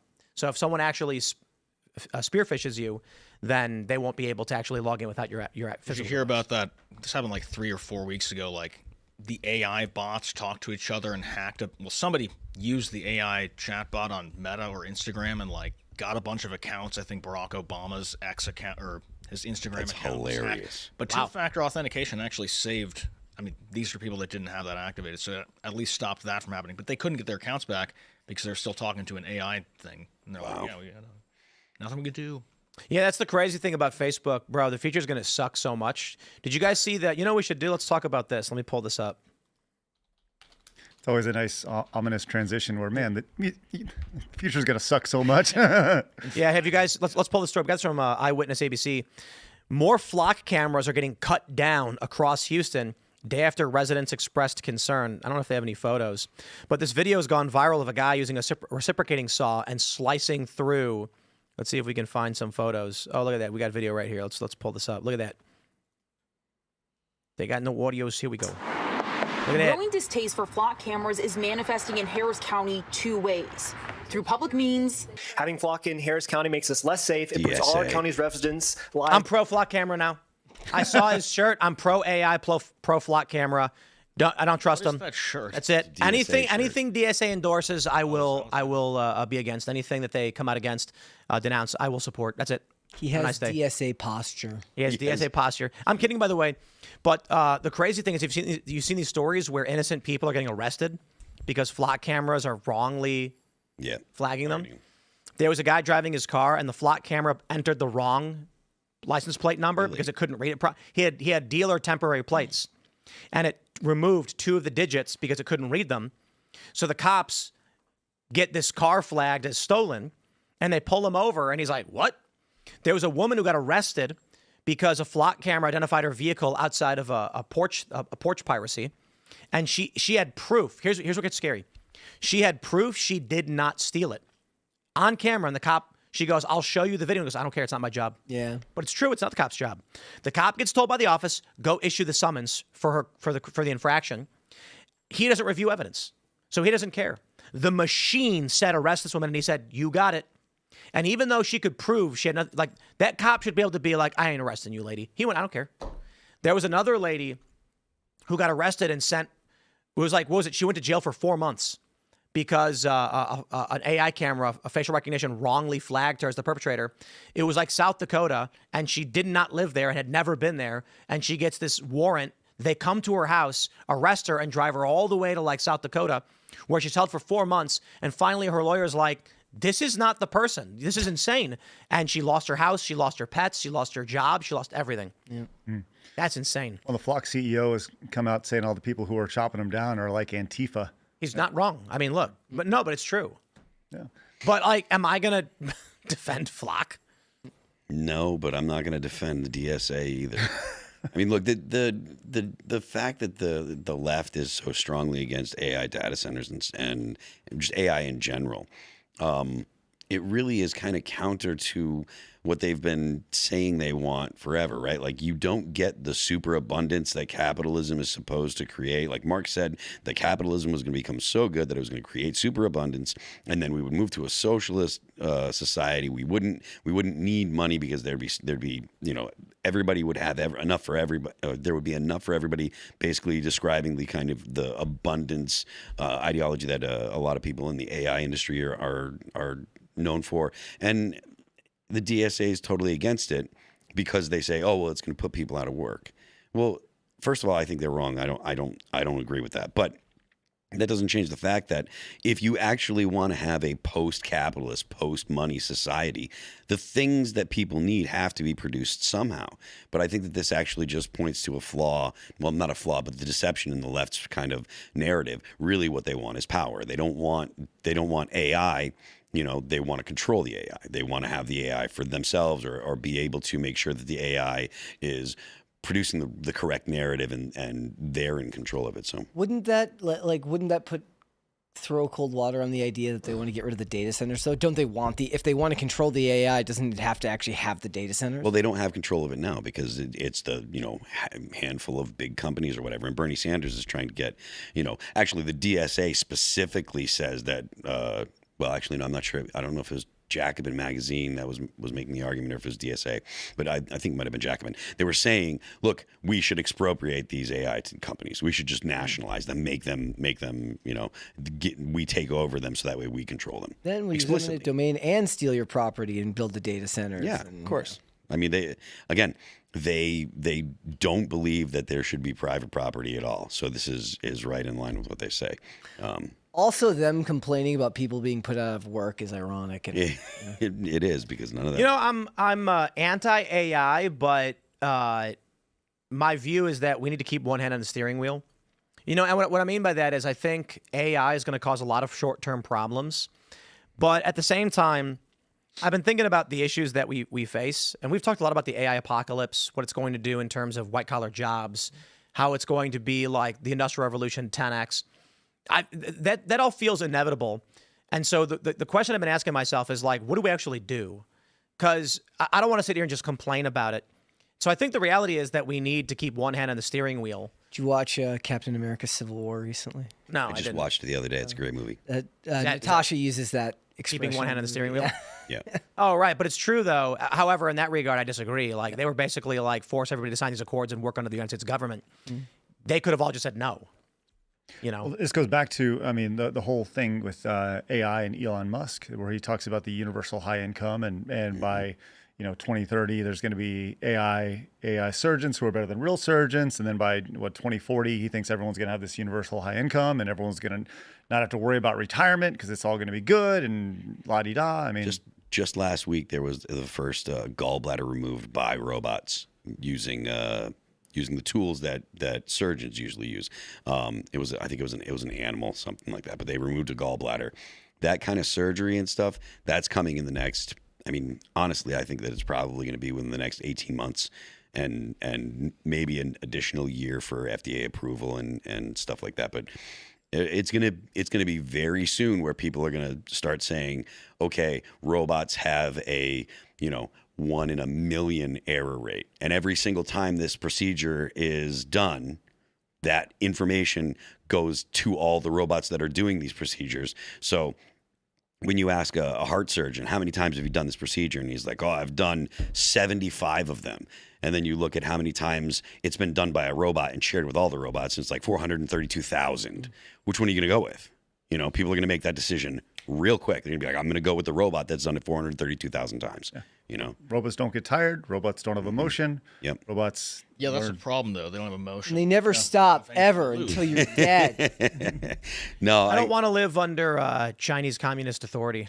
No, I think that's part of the reason why, as much as, I think that there's legitimate criticism for Anthropic and ChatGPT and Grok and all of them, I would much rather use an American AI than any of the Chinese open source models, because that the Chinese open source models, even though they're 6 months or whatever behind the American models, like, that your information is definitely not secure, right? And it's going to the Chinese government. I don't want to see China advancing past the United States. I mean, and there's a lot of good models. But think about the pods, right? So when they released the Neuralink headband that will allow read-write to your brain, and you can experience any reality you want. Like, you put the headband on, it puts you in GTA. Baby. Are you going to do it? Well, Ready Player One was still just a goggle. Yeah. When they put the headband on, and it makes you physically experience the video game, are you going to get it? I will not. No. You won't get it. No. You won't play GTA 12. I like the idea of having, knowing what's going into my body and not being controlled by it. But I tell you what, there will be a lot of people who will. Non-surgical. Non-surgical? Literally, you go to Best Buy and you pick up the headband. You just pop it on? Okay. You slide it on your head, and it read-writes to your brain. So you go into Skyrim, and you're like, man, you can feel everything. And you got like a fireball in your hand, and you throw it. Wow. So personally, no. Smell the burning flesh. So you can smell burning flesh. I look at it like when I think of VR, right? People put on their VR helmets. And for me, I've never got into VR. I know people who are champions of VR. But the only aspect of VR that I could potentially see being useful are, number one, training for doctors and such. But from an entertainment perspective, for me it'd be like going to a basketball game and having courtside seats and being able to experience that way, right? Something that I would never do, but I could. But don't you just dream of being Mario, eating mushrooms all day and punching bricks? Oh man, boy can dream, but not in this case. No, for me, no. But I tell you what, it would. Yes, when it gets there, there will be a lot of people lining up to do that. Yep. Yeah. And that's why I say it's also like the conservative vision is like, wow, that's hell on earth, right? Mm-hmm. But what are you going to do about it? These people are going to choose to go into pods and then get the roach mush pumped into their stomachs, because they'd rather be wizards than live in this reality. Is it Cypher was the guy that decided that he wanted to go back into the Matrix? Yep. There will be plenty of. He wanted to be an actor. Oh, yeah, he did. It won't even matter because you're going to read right to your brain, and then they're going to pull the license on all the movies you've downloaded, and you're not going to be able to watch them anyway. Digital ownership, man. It always comes back to. You're not going to own anything. Yeah. Yep. It is worth noting, though, that I think everyone's going to do it. I think very few people can. Like, conservatives are saying like they wouldn't do it, but it's going to be their kids who are like, oh well, it's no big deal. We all play video games, right? They're going to go to school. And they're going to be like, yo, what's your ID on neural net? And they're going to go, oh, my parents didn't get me one. They're going to be like, you don't have one? And the kid's going to be going like, Dad, I need to get a neural net. Like, all my friends are on it. Like, you are not getting one of those things. And then he's going to be like, this is not fair. And then he's going to go to his friend's house, and they're going to hook him up, and he's going to use it anyway. So, one of the reasons people at least got into Xbox Live and stuff like that was because you'd get teams together and you'd play games. Is it like, would it be a reasonable substitution if you're getting together and playing games with your friends in virtual reality, or is it something where, bro, you're gonna have a friend who lives in a different state? Yeah, and they're going to put their neural link on, and they're all going to be running around at like Dragon Ball World fighting, Frieza or whatever. Yeah, we already they're going to love it. We already have it. It's called VR chat. Yeah, but it's not read right to your body. You don't feel right. People are going to jump in that in 2 seconds. But what I'm saying is that even without that, people are still jumping in and doing that. Oh, right, exactly. Yeah. So imagine what happens when it becomes completely immersive. Yeah, I'm telling you, the libs are going to disappear overnight. Every liberal is gone. I agree. I actually very much agree. Especially, that part of video games in particular is the escapism of it. And if you can ramp that up to 25 instead of 10 and make it an all-encompassing experience that goes directly to your brain, like you're saying, yeah, people will be all about that. Yeah, because right now there's still like the effort to make video games as immersive as possible. So once you can actually just send a signal straight into people's brains and they experience it. I don't know if they'll be able to actually do like a hat or a helmet the way that we're talking about here, but yes, they definitely will be able to do it with implants, and there's going to be a lot of people that are going to I don't think you need implants. Nobody's going to do implants. Nobody's going to get the surgery. I mean, some people will initially, but they'll be able to do headbands. I'm not saying anytime soon. Meaning it doesn't cover your eyes, right? Because that seems to be the consistent problem with VR, right? Is that it ends up making your eyes hurt? Well, and it's just too exclusive, right? If I'm sitting there in my living room with a VR headset on, I don't know what's going on around me, right? I may have my kids over here or whatever, whereas like augmented reality is supposed to be, in addition to what's happening. And I think that's probably a better use case for this. People, augmented reality of you going down the street and seeing a Mario block and all of a sudden, Mario is in real life, Yeah, when Pokemon Go came out, I was working at a gas station at the time, and I watched so many people almost get hit by cars out the window. It's 10 years old. Yeah, is it really? Wow. Yeah, that was just a way to get data, right? Wasn't it? Yeah. Yes. Just trying to get like street view and stuff like that. They were collecting all the views of certain particular areas. You know how I know that AI and robots are going to be doing better surgery than surgeons today in about 2-3 years? Spaghetti. Will Smith eating spaghetti. Oh, yeah. Because if you go back to what that looked like 3 years ago, it looked like a jumbled mess. And now it looks like, he's having fine dining with his kid. And he's not weird. So, yeah. But it's exponentially improving, especially. We had big news that they're trying to build power lines on our property. We'll see if it happens, but I was told basically it's probably not going to happen over here because too much of a headache to try and go over a big podcast's property with power lines. Now they say in the letter, they're like, this is about the needs of the community, but everybody knows it's data centers. Mm-hmm. They've been trying to build power lines in Mount Airy, Maryland for a while because of all the data centers in Northern Virginia. And they're trying to run them through West Virginia, Maryland, and Virginia as well. And it's happening in Western Maryland. It is happening. They're starting construction already. Now, I doubt it'll happen here because when they found out that, I made one phone call and they were like, oh, none of these people want to deal with the headache of a high profile. One of the biggest challenges for AI and data centers is when the public becomes aware. And so the moment they realized the public was about to become very, very aware, they were like, yeah, let's not go there. But we'll see. We don't know exactly what's going to happen. Yeah. Is there infrastructure for them to build just in another area around here? The plan is there's multiple routes. Okay. And so one of the routes would go through our studio. Yeah. And they were just like, yeah, nah, we don't want to do that. We'll take the other route. All because of you. Yeah. Your fault. That's awesome. Indeed. But again, to like the point about, AI and all that stuff, it feels like we can sit here screaming and banging on the table, but it's coming anyway. So let's try and be as influential as we can for to the better. Are you going to put the headband on? I don't know. Like the fear that I have, of course, is they can write weird things to your brain. Yeah. You'll like put the headband on and you'll think that you're playing a video game, but they're actually rewiring your politics or something. Yeah. You don't know what they can do. I'm not so sure that I'm going to put the headband on, but I've been, probably one of the most pro AI guys around. I think you might here, put the headband on, Phil. I don't know.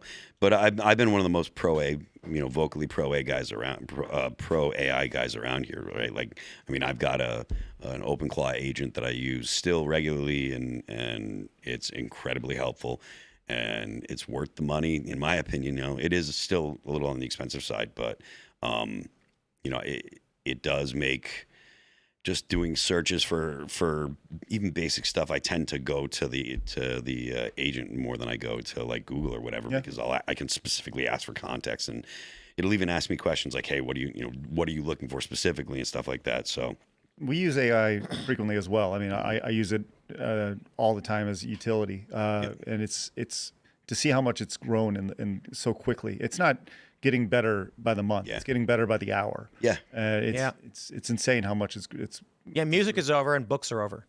No, I'm not so sure about that, but it's how can you compete with someone who can make 50 songs in 10 minutes? Well, I mean, like, one of the reasons why I think that it's going to be, at least for established artists now, you already have a fan base. Right, like people. That's true too for like Metallica, who can still sell stadiums, but younger artists can't. Well, so what happens in 10 years? I don't know. I don't know what's going to happen in 10 years, but I do think that, like other, other developments in the entertainment and music world, like I think that it will be a tool that people use more than replacing people. Do you think that there's a chance that people will build like there's already like a revulsion people feel to AI thumbnails, like to certain texts and fonts that they see recycled because it's overly textured. Yeah. Like it gets worse every time you like reprint one too. I did a video on AI music that was basically just going through it and saying, like, I think there's a point in here. And I kind of asked you about this, and I was trying to get your thoughts on it. It was like, look, there's some of this that's just too perfect. Like, it feels to me that it's made by a fan rather than somebody who has an understanding or a desire to create music, meaning that when an artist goes on, like, a vocal run, it's always exactly what you expect to be. Yeah. And after a while, it all starts to sound the same, and you start to see fragments of it in other songs, and the same with certain riffs and things like that. And the public will become so attuned to what they're hearing that they'll look for some of the spontaneity that comes from real artists. Maybe. The thing is, like, people are already, their ears have already been tuned for perfection as it is, right? Like, if you are an artist and you're like, yo, I don't want to play to a click, right? I don't want to play to a click on our record. And I don't want to have, I don't want you to tune the vocals or whatever. People are going to hear that and they're going to say that it sounds sloppy because it's human. All of your music has, like, the vast majority of bands, everything they do is on the grid. And whether or not the vocals get auto-tuned or put it into Melodyne or whatever, just about everything goes through some kind of tuning, because it is a competitive marketplace. Right, you've got so many people putting out music, and if everybody is doing a certain technique to produce a certain sound, if you're not doing that, there's a lot of people that'll actually just skip over and be like, that doesn't sound good or doesn't sound right. So I don't know that the scenario that you're describing is going to actually happen. I do think that the artists that actually connect with their fans are still going to be able to write music that fans care about. And then what about 10 years from now? But live music still matters. Like, to an extent, yes, people aren't selling out stadiums the way that they used to, but live music is still a huge part of the music experience. That also depends on the band, right? Yeah. So, like, I mean, so Post Malone just is stopped doing his tour or whatever he's doing. Like, I think that he pulled back some shows. And there's a few other artists that did that. It's in the music industry, they're calling it, what is it? Something Blue Fever. Anyways, on Ticketmaster or whatever, if the seats are available, they're blue. When they're not available, they disappear. There's a blue dot. And so, Blue Dot Fever. So you look at the layouts, and there's these artists in that have these tours with these seating charts, and it's full of blue dots. And so they're pulling back on their tours and stuff. But we're talking about the larger scale of the music industry. Like, I grew up in Minnesota, so First Ave, 7th Street Entry, like, those venues were quintessential to discovering what your music taste was growing up, and that would be something that you saw in person, not something that was created. Yeah, you can. There's a lot of but I'm saying with a human being tied to it. A human being has whether it's their voice, or even if they're, if we do end up, God forbid, in a day where he's just creating the songs in Suno, but then he goes and like a DJ and performs them at an event. There's still a human being tied to that. There's still like when you produce AI music, a lot of your what's it called? Your vocals, they're kind of like amalgamations of many popular singers. If you get someone with a unique voice or whatever that can stand out, I forget the girl's name. There's a country artist that recently did a cover of what is it, an Ozzy Osbourne song, and she got a very distinct voice, and I think that that's going to be something that in the future people are going to be looking for different kinds of singers. Well, the question I have is whether or not there's going to be lawsuits, because when you do AI music generation, there's two, like for female vocalists, there's very few notable female vocalists. So, for example, when you AI generate music, if you make it pop punk, you're going to get Hayley Williams, and if you make it hard rock, you're going to get Amy, what's her name, Amy Lee. Yeah, it's almost every single time Evanescence. Yeah, because she dominates the charts. There is a service, and maybe it's been shut down, but this is in the last couple of months, that you can actually reference an actual musician. We did it with Garbage, and we had to create a Garbage song. And it, one of the guys on my show, Phoenix, he is a huge Garbage fan, and I played it for him, and he goes, "That sounds exactly like Garbage in real life." I'll tell you this: you guys are talking about the experience, right? You can't replicate that experience. And to that, I would say, do you guys know who Hatsune Miku is, or what Hatsune Miku is? I think so. And funny enough, I think our old guitar player is playing guitar for them. Okay, so Hatsune Miku is a quote-unquote Vocaloid AI, and it's been around since 2007. And it is not a real person. It is just it's a thing that appears on screen. It's a bubbly Japanese girl musician, and it kills. It is massive. People go to full concerts, selling out arenas to go see this show, and it's about the experience there, and people are all about it, but it's not even a real thing. Can they meet Hatsune Miku at the end of the show, or no? I don't know. I mean, there's not up as her, like gorillas back in the day. Yeah, I mean, yeah, for sure. Gorillas is another good, interesting example for sure. But I think this idea of live concerts exists for a generation today, but it's not going to exist for Gen Alpha. I do agree. Sabrina Carpenter can't. She's like the hottest Gen Z celebrity, and she sells stadiums. I'm sorry, Olivia Rodrigo is. Maybe it'll be reduced back. She does for sure, but again, how do you compete with infinite content? Right. You need to control the mechanism by which people receive that content. So what they would have to do is on TikTok, Instagram, YouTube, it algorithmically block out everybody except for their approved personalities. There's also a business model behind it with the human artists that's different. They still don't have the same viability for AI artists. When you're these record labels, you're picking the stars that you want. You sell them to you sell their music to the radio stations, and you're basically creating a persona for the public to support. Yeah. And that's backed by a human being. As of now, that's not backed by to this conversation, our old guitar player Jason Richardson actually has recently played with Hatsune Miku. Really? Yeah, he was doing the Krypton Future Media tour. So yeah, there is going to be, there will be AI artists that will have live performances. I mean, if you look at a band like Baby Metal, right?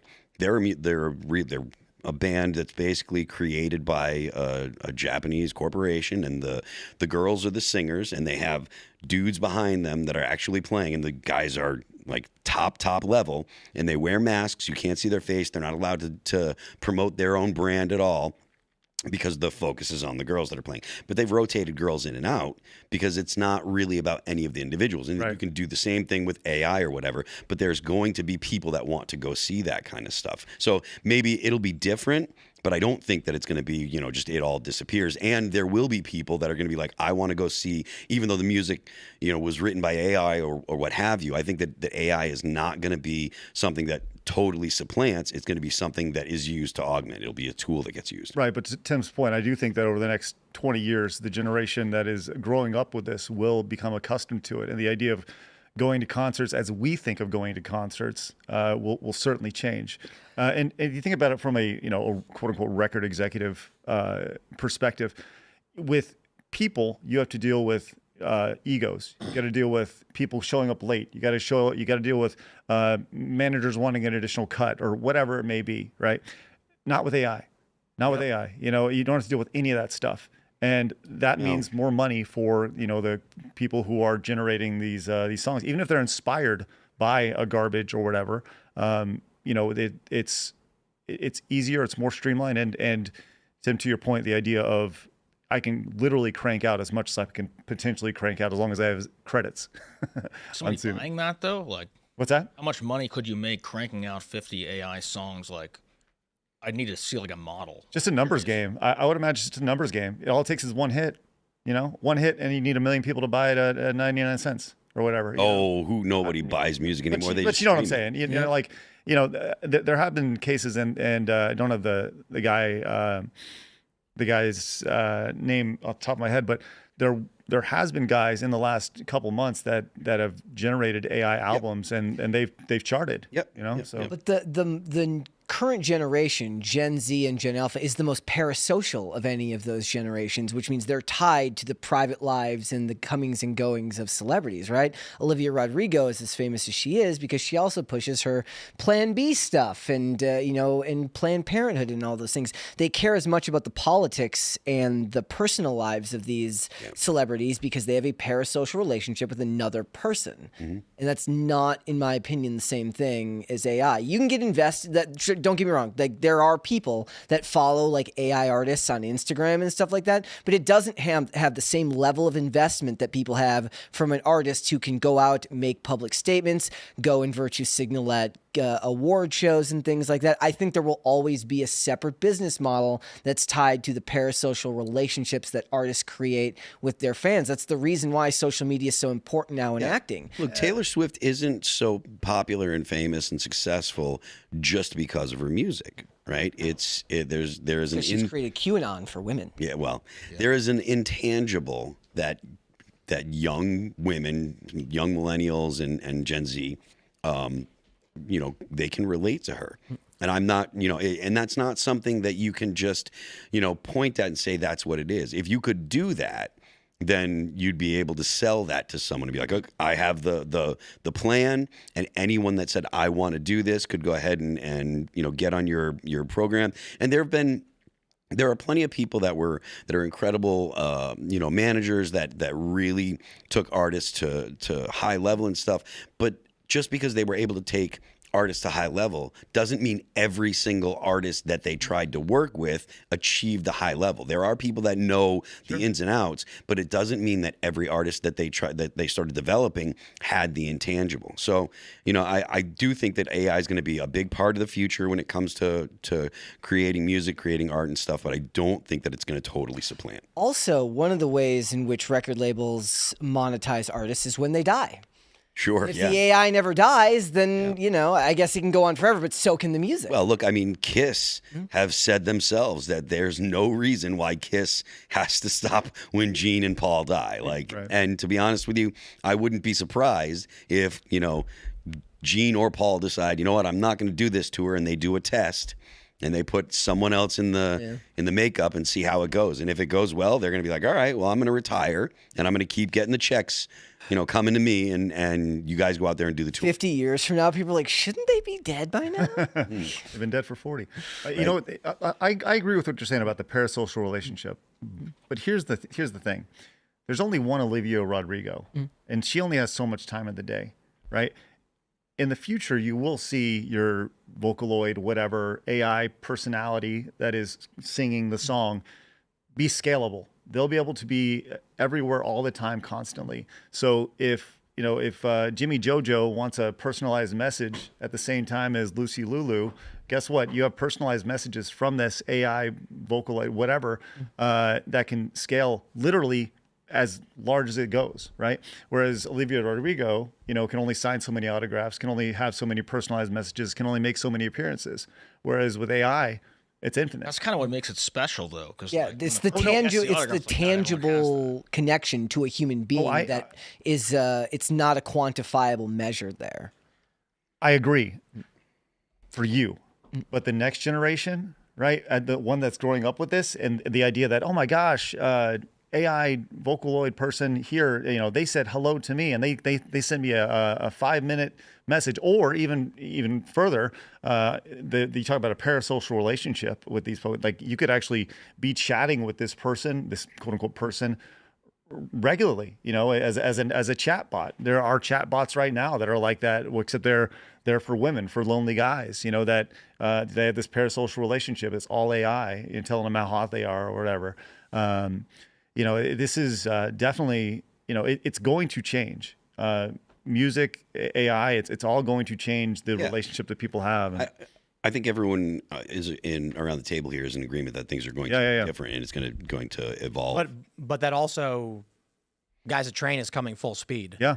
So we talk quite a bit about the AI apocalypse on the show, and we're always complaining about it. And I've been thinking about it with, I use Claude, I use GPT, I use Grok. They're all for different things, and I'm just like, nothing's stopping this development. Nothing's stopping what's happening. Nothing's stopping these power line projects. So what do?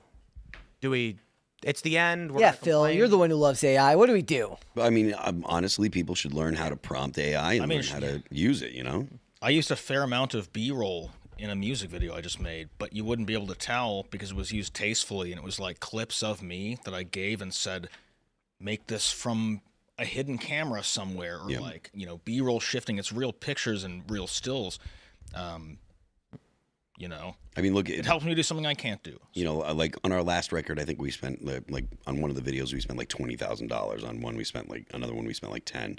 That's going to cut the AI is going to cut the cost in half because instead of having a human being generate the effects, you can just pump it into AI and say, hey, this is the effect that I'm looking for. Do this, and it's gonna your cost is going to go from $20,000 for a video down to $2,500 because your visual effects are going to be much cheaper. I mean, they're using AI for visual effects in major films now.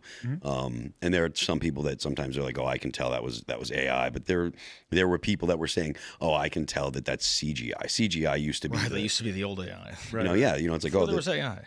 The CGI, I can tell when it's CGI. I can tell when it's CGI. Now people don't even think about that. Like, I mean, at least half of Avengers Endgame, like the whole, almost like the whole third act was all green screen and computer generated, and nobody, Well, it's the light boards now, which are like built stages with actual like LED screens that have the background there to make it more immersive for the actors. I mean, have you seen the new Moana, the quote unquote live action Moana? It's just it's. I mean, I've only seen clips of it online, but it's essentially The Rock and the other actors standing in front of there's nothing live action about it. Zero live action in the live action remake. It's amazing. Just a dull, drab version of the colorful animated one. It's amazing. Well, it bombed, didn't it? It's on its way to bombing pretty hard. Yeah. All these movies are bombing. Yeah. Spend $20 making some weird independent film, and you'll make $100 million. Do a stupid big budget garbage nobody wants to watch. You just lose all your money. We're seeing this across entertainment and every industry, whether it's movies, games, whatever. The budgets have gone up to a point where it's impossible to make the money back. I mean, I've always said if somebody gave me $100 million, I would make $25 million video games instead of one $100 million video game because it allows for with smaller teams. That's the thing. The teams have gotten so big, and the thing about CGI that I truly just cannot wrap my head around when it comes to movies and entertainment is, I thought the idea of CGI was that it was supposed to be cheaper than practical effects, but the budgets for all these movies just go up so high. It's because the movies went cosmic in a lot of ways. So superhero stories used to take place largely in it. That was the joke, right? They take a cosmic character and somehow find a reason for them to be on Earth, where they don't have to do that. Now they actually do put them in space, which is one of the reasons they're complaining about lanterns. It looks like the whole thing takes place on Earth. We're like, why? I want to see the Lantern Corps out in outer space. I mean, you're never going to do a Fantastic Four movie that makes sense. It's four characters. It's hard to make a hero's journey. They're trying that with Franklin, I think. Franklin Turtle? No, Franklin Richards, the child of Reed and Sue Richards. They're just regurgitating the MCU. Apparently, Doomsday is going to be Infinity War again. It's supposed to be basically the same story. Trailer on July 25th. The 25th, yeah. Begun. Spider-Man. They're doing that right so they can run it before Spider-Man, right? It's San Diego Comic-Con. Yeah, but I mean, they're releasing it, and it'll probably run on Spider. Because I'm probably actually going to go to the theater to see Spider-Man. Okay. So Spider-Man's going to make a crap ton of money. It looks good to me. Oh yeah. I think apparently already pre-sales are breaking records. It's like $230 million domestic opening, supposedly. Wow. In that range. Moana can wish. Yeah. Right. Well, even the Odyssey would wish for that, which is like 100 to, I mean, conservatively, like last week, $80 to $100 million. Supergirl definitely wishes. Yep. James Gunn is like, damn. Yeah, no, all you got to do is get some weird concept that's interesting. Spend $100,000 making your weird concept movie. A guy finds here's an idea for a movie.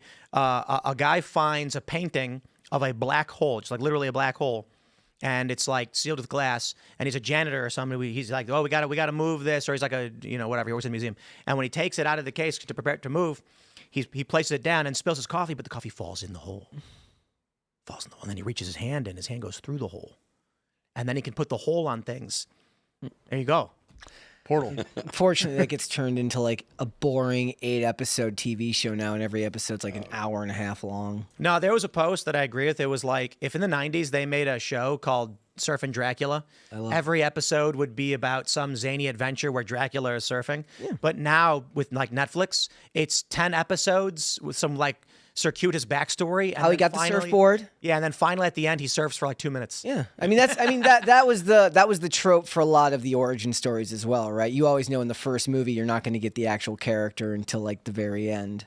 Well, that's why when they did the new Spider-Man, they were like, no more origin stories. Yeah. Like, we're done. I mean, I want them to know they need to get back to the origin stories because they've forgotten how to actually tell good stories, and they're actually introducing a bunch of characters nobody cares about. They're like, we're going to do we've got a Marvel Nova movie in development. Like, if you can't get X-Men out first, I don't know what you want me to tell you because normies aren't going to go see Nova. You know, the issue with MCU is that every movie became Avengers. Yeah. Like, after a certain point, they're like, just everything's Avengers now. Like, Multiverse of Madness, they're like, yeah, it's Avengers. I was like, Doctor Strange was an awesome movie. I loved that movie.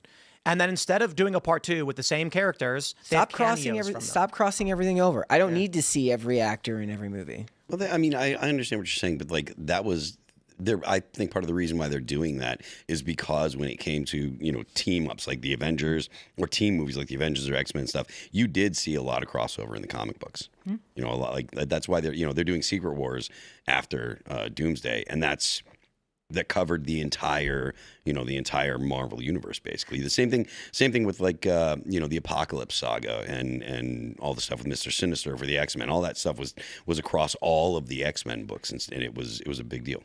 I mean, the Doomsday trailer notwithstanding, maybe they release a really, really good trailer and it gets a lot of people on their side. The fact that it's a winter release, I still think Spider-Man's going to make more money.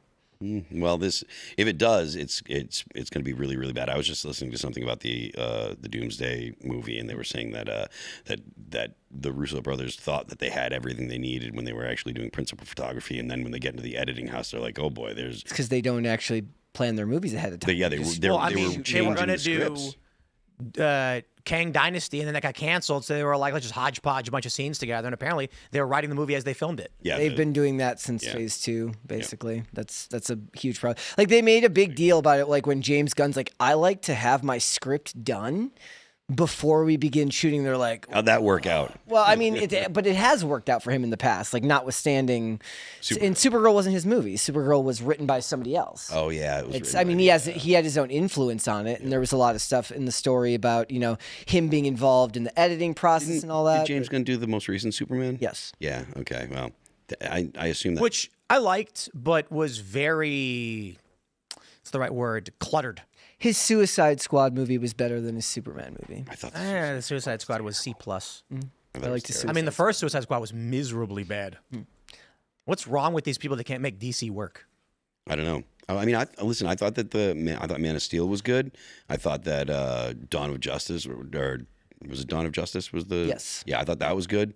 The Justice League movie left a little bit to be desired. I rewatched Shazam recently. Shazam is everything that Phase 4 Marvel wanted to be as far as tone and hitting the family elements and all of the humor and the way that movie was presented. That was everything that they wanted like Miss Marvel to be when they got going in Phase 4. If you guys haven't rewatched the 2019 Shazam movie, you should. Zachary Levi, he's been on the show. It's fantastic. I love that movie. Yes. Second one was kind of meh. Yeah. But not horrible, but fine. Yeah. But the first one's legitimately good. Oh, the best part was when I was rewatching it, I hadn't watched it since it came out. I was like, this kid looks just like Adam Brody.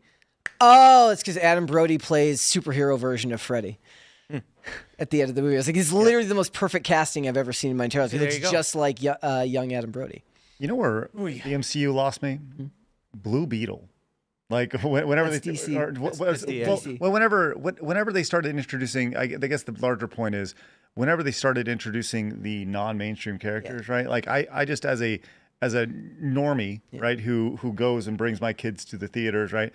I care about Wolverine. I care about, like go down the who's who, and then when you start throwing down your B and C tier characters, I'm like, You guys want to play a game?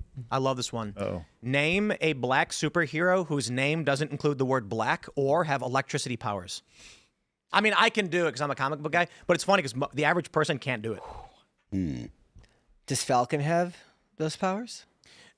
So Falcon it counts, but some people try to argue that because he's got robotics. I'm like, no. Falcon counts. He's just a guy with it's like it's because like robotics have electricity in it. That's just cheating. Some people have tried claiming, but there's still robot. No. Plus, you could say he's Captain America too. So there you go. Yeah, he's Captain America and Falcon. See, I named it's funny because most of the known superheroes that are black are either black something, Black Lightning, or they have electricity powers. Miles Morales, he has electricity powers? Does he really? Yes, he can electrocute you.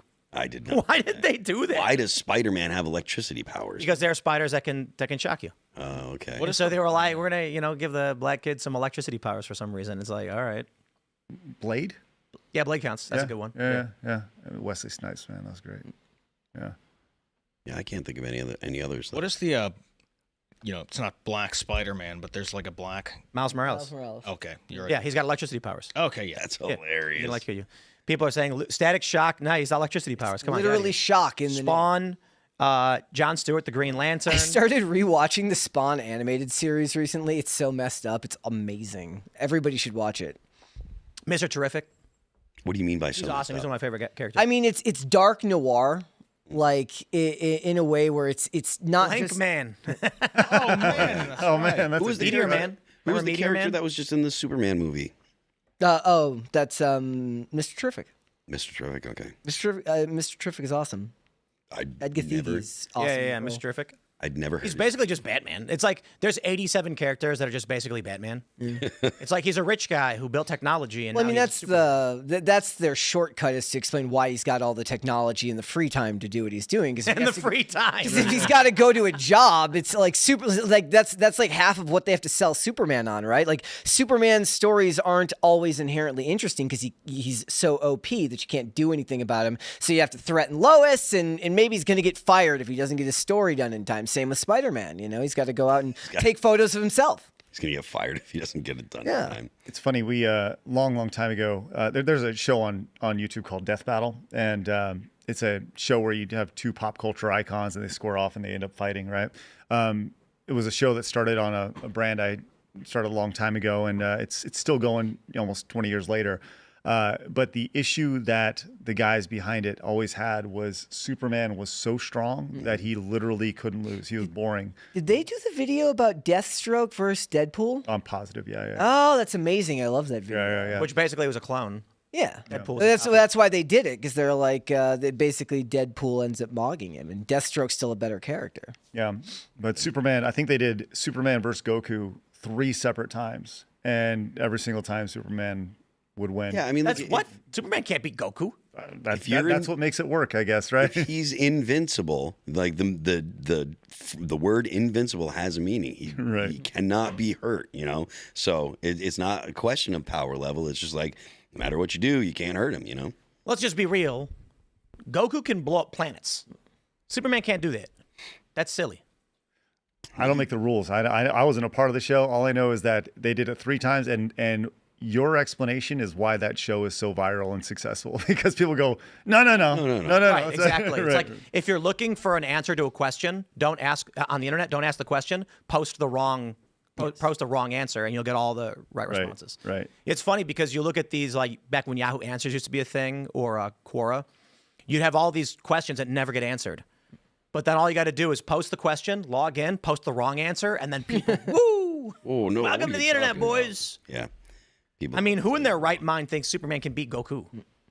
Ultra Instinct? Is it a joke? Come on. I don't even know. Bro, Vegeta blew up a planet when his power level was like 13,000. Are you kidding? His power level is like 78 billion at this point. Over 9,000. Everything you're saying, right? That was a long time ago. And actually, the original number was 7,000, but when it translated, they said 9,000. 9,000, okay. Everything you're saying is why the comment sections blow up in those videos and why there's intentionally be wrong. Make a video. It's like, here's why Batman would lose to every supervillain ever. Yeah. And they'll be like, no, Batman wins. That's actually a really good idea. Just make a channel Rage bait content that does superheroes, and the obvious loser wins. They've made a very successful career out of it. I'll tell you that much. I actually had an idea of using AI to create like settle internet beefs online and do that. Do the exact same thing. You get your Hassan Piker versus Kaya or whatever, and have them fight. The dog. Right. Just have them fight against each other. See who wins. And Hassan basically, you know what he does when he powers up, he gets struck by lightning like Shazam or Raiden, and then it puts on his communist outfit, which is it's like the Gucci necklace and all the super nice clothes. No, he's got he powers up with like the dog zapper that he's got in his hand. He clicks the button and it shocks him, and then he's dressed like Raiden. Culturally appropriating. Yeah, exactly. He's racist too. Get it all in there. Yeah, I don't know why people even say that Superman is unable to be defeated when he's beaten all the time. Lex Luthor's a guy, and he figures out how to beat him. Not to mention, you got Metallo, whose heart is kryptonite. Come on, his heart is kryptonite. Goku's whole thing is that he's too powerful, and he always finds a way to power up. And it's like at this point, he's transformed 73 times. It's like none of it even makes sense anymore. It's like he's got ultra instinct. What is that? He just knows how to fight perfectly. It's okay. Ultra instinct. That's what it's called. Yeah. So it's just the king of OP. Then I didn't never watch Dragon Ball Z or yeah. Dragon Ball Super introduces ultra instinct. So they're just like constantly finding ways to be stronger now. When Zachary Levi did the show Chuck, that's what happened when he had the intersect put in his brain. Where in the first iteration of the show, it just all the government secrets were put into his brain. First of all, why would you ever do that? Why would you ever put all the government secret in one person's brain? Which sounds insane. Wasn't it like an accident? No, it was sent to him by somebody that he knew, and then he did it by accident, but it was actually supposed to be used, just not on him. But then in the second iteration of the intersect, it actually can download skills into your brain. Yeah, and he gets the show just never did anything with it. It's just kung fu all the time. It's that's just boring. Because you want to actually see somebody learn kung fu. It'd be cooler if it's he has to learn botany at some point because he's got to develop a remedy for. And you could do cool montages. Yeah, the MacGyver stuff, because MacGyver was too heavy with it. Yeah. It's every episode he figures out how to turn a toothpick into a gun. That's the best thing. I love that. Yeah, I know, but once or twice. Yeah. You know what I mean? And then they were the original MacGyver, it's fine, but the remake, it's Oh, the remake! I'm the lone apologist in the world for all of the horrible CBS remakes of the classic shows. I love them, and Are you the reason Quantum Leap got a remake? I didn't watch it. I am, but I didn't watch it. But yes.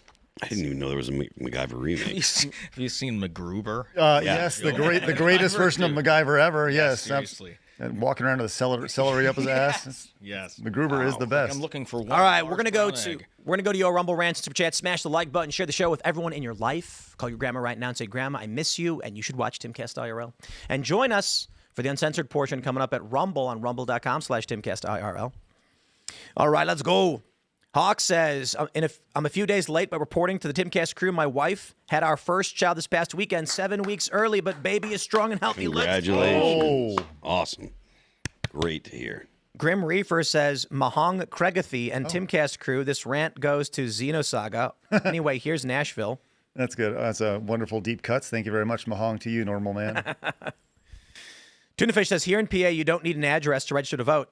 You literally can draw a map of an intersection. My 9-year-old loves to watch with me. She wants to know why you wear the same shirt every day. I take it off, I put it on the chair, I leave. I come back, I put it on, I do the show. That's how it goes. That's it. It's cool in here, because we keep the air conditioning quite low because of all. If the AC's turned off, all of the lights and everything overheats the room. Yep. So it's just on all the time, and we keep it cool. I will say this. I am freezing right now. You're sitting right. Yeah, you're in the worst. You're in the worst place. Right on my back. Comfortable in the beginning of the show. We got a couple of racist jokes that I can't read until the uncensored portion, but we will. Uncensored it is. All right. Commies are not people says, we need to go into these cities like Portland, Minneapolis, and do to those cities what they did to Fallujah and Hugh City. Oh, wow. I completely disagree. Very aggressive. I would just you know, like Trump to send law enforcement to arrest criminals. Yeah. Bro, I got friends in Portland. You know what I mean? We don't need none of that. We just need actual law enforcement. Just let the police do police things. We don't. We don't need the Marines to do Marine things. Chinese Communist Authority in the U.S. is not. This is from LG Bales. The immediate threat is the Islamic takeover of our government. Is that a thing? There are people that are making that argument. Meaning in local jurisdictions. Yeah. So there are Minneapolis, Dearborn. There's some talk about people in Texas that are concerned. Yeah, wasn't it like Indiana's building a bunch of mosques despite not having a Muslim population? Same thing in Texas. Well, Texas, yes, very much so. I live outside of Dallas, and it is very much a thing. You go to Costco on a Sunday, my oh my, there's a scent of curry, and that's not enough. It's not hyperbole at all. I mean, I'm being dead serious when I say that. There's a I love strong, curry though. Me too, but So good. It's listen, it is a. If someone was to use the word invasion, I would not disagree. Yeah. It has changed drastically in the last 10 to 15 years. That's Lichen, is that what it is? I've seen sword art online. I'll pass on the reading and writing of my brain. Do you guys know sword art online? No. Mm-hmm. It's correct me if I'm wrong, but people are playing a video game where you can like plug your brain in, and then the coder of the game shuts off the exit so everyone gets trapped inside. Oh. And then you're stuck in some virtual reality or something. Yeah, I don't know. And then he like does bad things to you.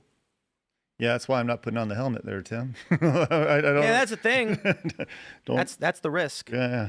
You know? Danger, Will Robinson. Joey Giggle says there's a Black Mirror episode. They use a sensor and put you in the game. You can feel everything. Long story short, two friends bang each other. If incels get this, it'll be sex all the time with bros. Oh yeah. Yeah, it's two like college homies play, and then one guy chooses the female character and the guy chooses a dude character, and then they just start banging. And then they try hooking up in real life, and they're like, "Nah, it doesn't work. I'm not gay. Like, let's go back in the game." God. And is it gay if your buddy is a VTuber avatar and you're banging in your crazy virtual world? Yes, it's gay. Yes, just this is actually settled internet law. It's gay. Oh no, I agree. And then it ends with like he has an open marriage with his wife, and she takes her ring off and like bangs a random guy while he bangs his dude friend in a girl body. It's a movie? Yeah. And then like it's Black Mirror. Oh. And then in it, the dude is like, he's like, I've tried hooking up with tons of people, and he like banged a panda or something. And it doesn't work. I got to be with you, man. Oh. He's like, but I'm a guy, and he's like, but not in the game. You know, it's gay. Very weird. Indeed, literally, it's gay. Mason says in 10 years, Democrats will be calling AI space voting polls a human right. What was that? In 10 years, Democrats will be calling AI space voting polls okay. a human right. Well, I mean, look, there are crazy people that are talking about that believe that AI are already sentient and they should have rights. I think that is absolutely insane. They are just machines still. So, all right. Forced Name Change says, I just want to say AI music is wonderful. There are so many cover versions of songs I love, done in styles I didn't know I wanted until I heard them. And they're all over YouTube. It's crazy. You can get like doo-wop versions of Linkin Park. Mm-hmm. Yeah, I mean, and those songs were written by people initially, though. Like the genre of music that your song is in is like, that's like the spices or like but like the actual music itself. If the song is good, you can have an R&B song or a country song. In fact, that happens all the time. R&B artists and country artists will perform the same song because the song itself is good. So you can just go ahead and add whichever flavor you like. Which is, I mean, we have a gold record for doing a cover of The Thunder Rolls because the song's a good song. You know, right. Look at Our Last Night. You know, the band. They made a whole career off of covering different songs that were pop in their middle. So when you think about when it comes to like AI generation of songs, the idea that like this is it. Like let's just say 2026 is the end of the input of new. You can say the 80s had a distinct sound, the 90s had a distinct sound. Whether it's 80s R&B or rap had a distinct sound versus 90s. So there's all these different like genres and subgenres, and let's just say, hypothetically, if this is the direction we're going, it all stops. So you have to, there will be no growth or advancement at all in music at any point moving forward because it's just going to pull from everything from this point behind. All right. Quantum Strange Quark says if ACB wasn't affected by the threats, then she wouldn't have even mentioned the story about her child commenting on the bulletproof vest. Correct. Yeah, she's compromised. and she should resign. It's not going to happen, though, because I think it's because people are just, it's ego. She's a Supreme Court justice. She can't leave. But so she'll equivocate and justify and compromise. Well, to get to that level in your life, right? You had to have been on the fast track your entire life. People like that, they're the ones who had 5-year plans when they were were starting college, and then they had a 10-year plan. Like, you don't get there by accident. No. All right. John Christen says, good suggestion as a friend of Phoenix Ammo. Green Beret sniper Gary Melton of Paramount Tactical. He is also local to the studio area. Oh, yeah. Do you guys know who that is? I don't know him, no. All right. What do we have here? Someone had a baby? R.J. McIntyre Jr. says, to keep with tradition, my wife and I just got home from the hospital with our new daughter. Let's go. Congratulations. Here's an important one from Zimemaru. In the upcoming DB Super arc, one of the most powerful beings in the universe breaks his hand punching Goku's chest. Back to the Future. Wait, wrong show. Oh, sorry. Yeah, that's a reference for our show. We had a big battle it culminated today with the greatest movie franchise in history. And it came down to, the final 3 were Lord of the Rings, Star Wars, and Back to the Future. And Back to the Future beat Star Wars. So the finals was Lord of the Rings versus Back to the Future. Lord of the Rings blew it out and ended up winning, which set up a final showdown tomorrow of Lord of the Rings versus Air Bud. My money's on Air Bud. Yeah, me too. I hope so. That'd be great. Just for the comments. Reese Kane says, ACB failed to know that when you're nominated for SCOTUS, you have to be ready to throw down with murderous intent. Yeah. Yikes. I mean, look, I saw someone posting about this earlier, the attitude that Justice Thomas had when he was in his hearings. Joe Biden and the Democrats were, there was the whole alleged scandal and stuff. And he was like, I would rather die than withdraw, and to have that kind of intestinal fortitude, you should have that kind of commitment if you're a Supreme Court justice. And clearly Amy Coney Barrett does not have that. Indeed.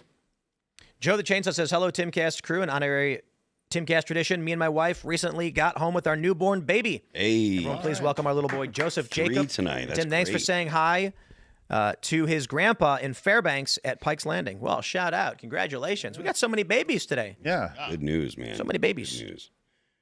Who was your guest 9 months ago? Just curious, because it's all lining up. Yeah. Let's see.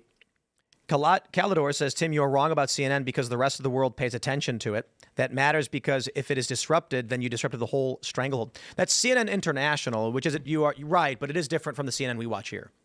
CNN International is a lot of like nature documentaries and stuff like that, Mr. Anderson says, Brett looks thinner than I remember. I have nothing more to add to the discussion. Thank you, I think. Brett is thin. That's a good compliment, man. Looking great. Said it before the show. Especially considering the fact you gave up sugar for it, or most sugar. Can you do like 20 push-ups for us right now, just because? I could. Yeah, I know you could. Yeah, right. Losing weight doesn't mean that you've worked on your upper body strength. That's true. Yeah, that's true. You got left. But he looks like he's worked on his upper body. He's a good-looking guy. All right. Paul Diver says, we've all heard the dead internet theory. What about the zombie AI where it all cannibalizes by absorbing derivative data of each other?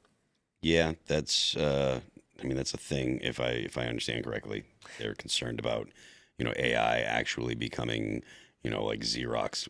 The more copies, the more it references things that are errors from AI, the more errors that it'll produce. That was one of the theories given. So one of my favorite shows of all time is Person of Interest, which is about dueling AIs in the later 2 seasons.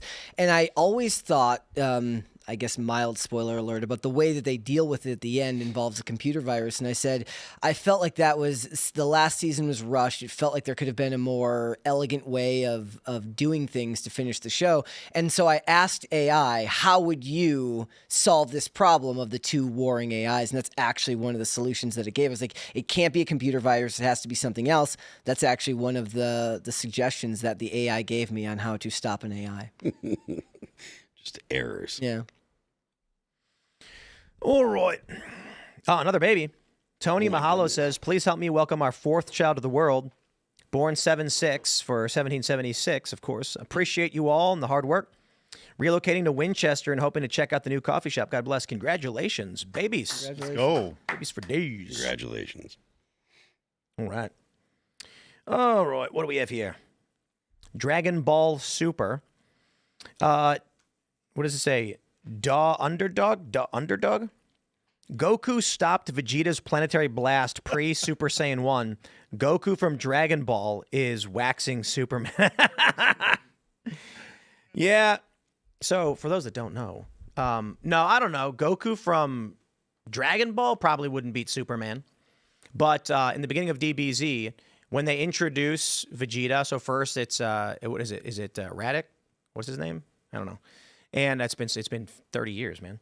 So Vegeta is shown, Vegeta and Nappa are shown coming to Earth, and to like show you the scale of their power, he points his finger and blows a planet up, and they're like, oh, this is the biggest threat Goku's ever faced. And then when he's fighting, Vegeta's like, I'll just blow up your whole planet, and then fires an energy blast, and then Goku stops it. Superman can't get anywhere close to that. Batman will figure it out.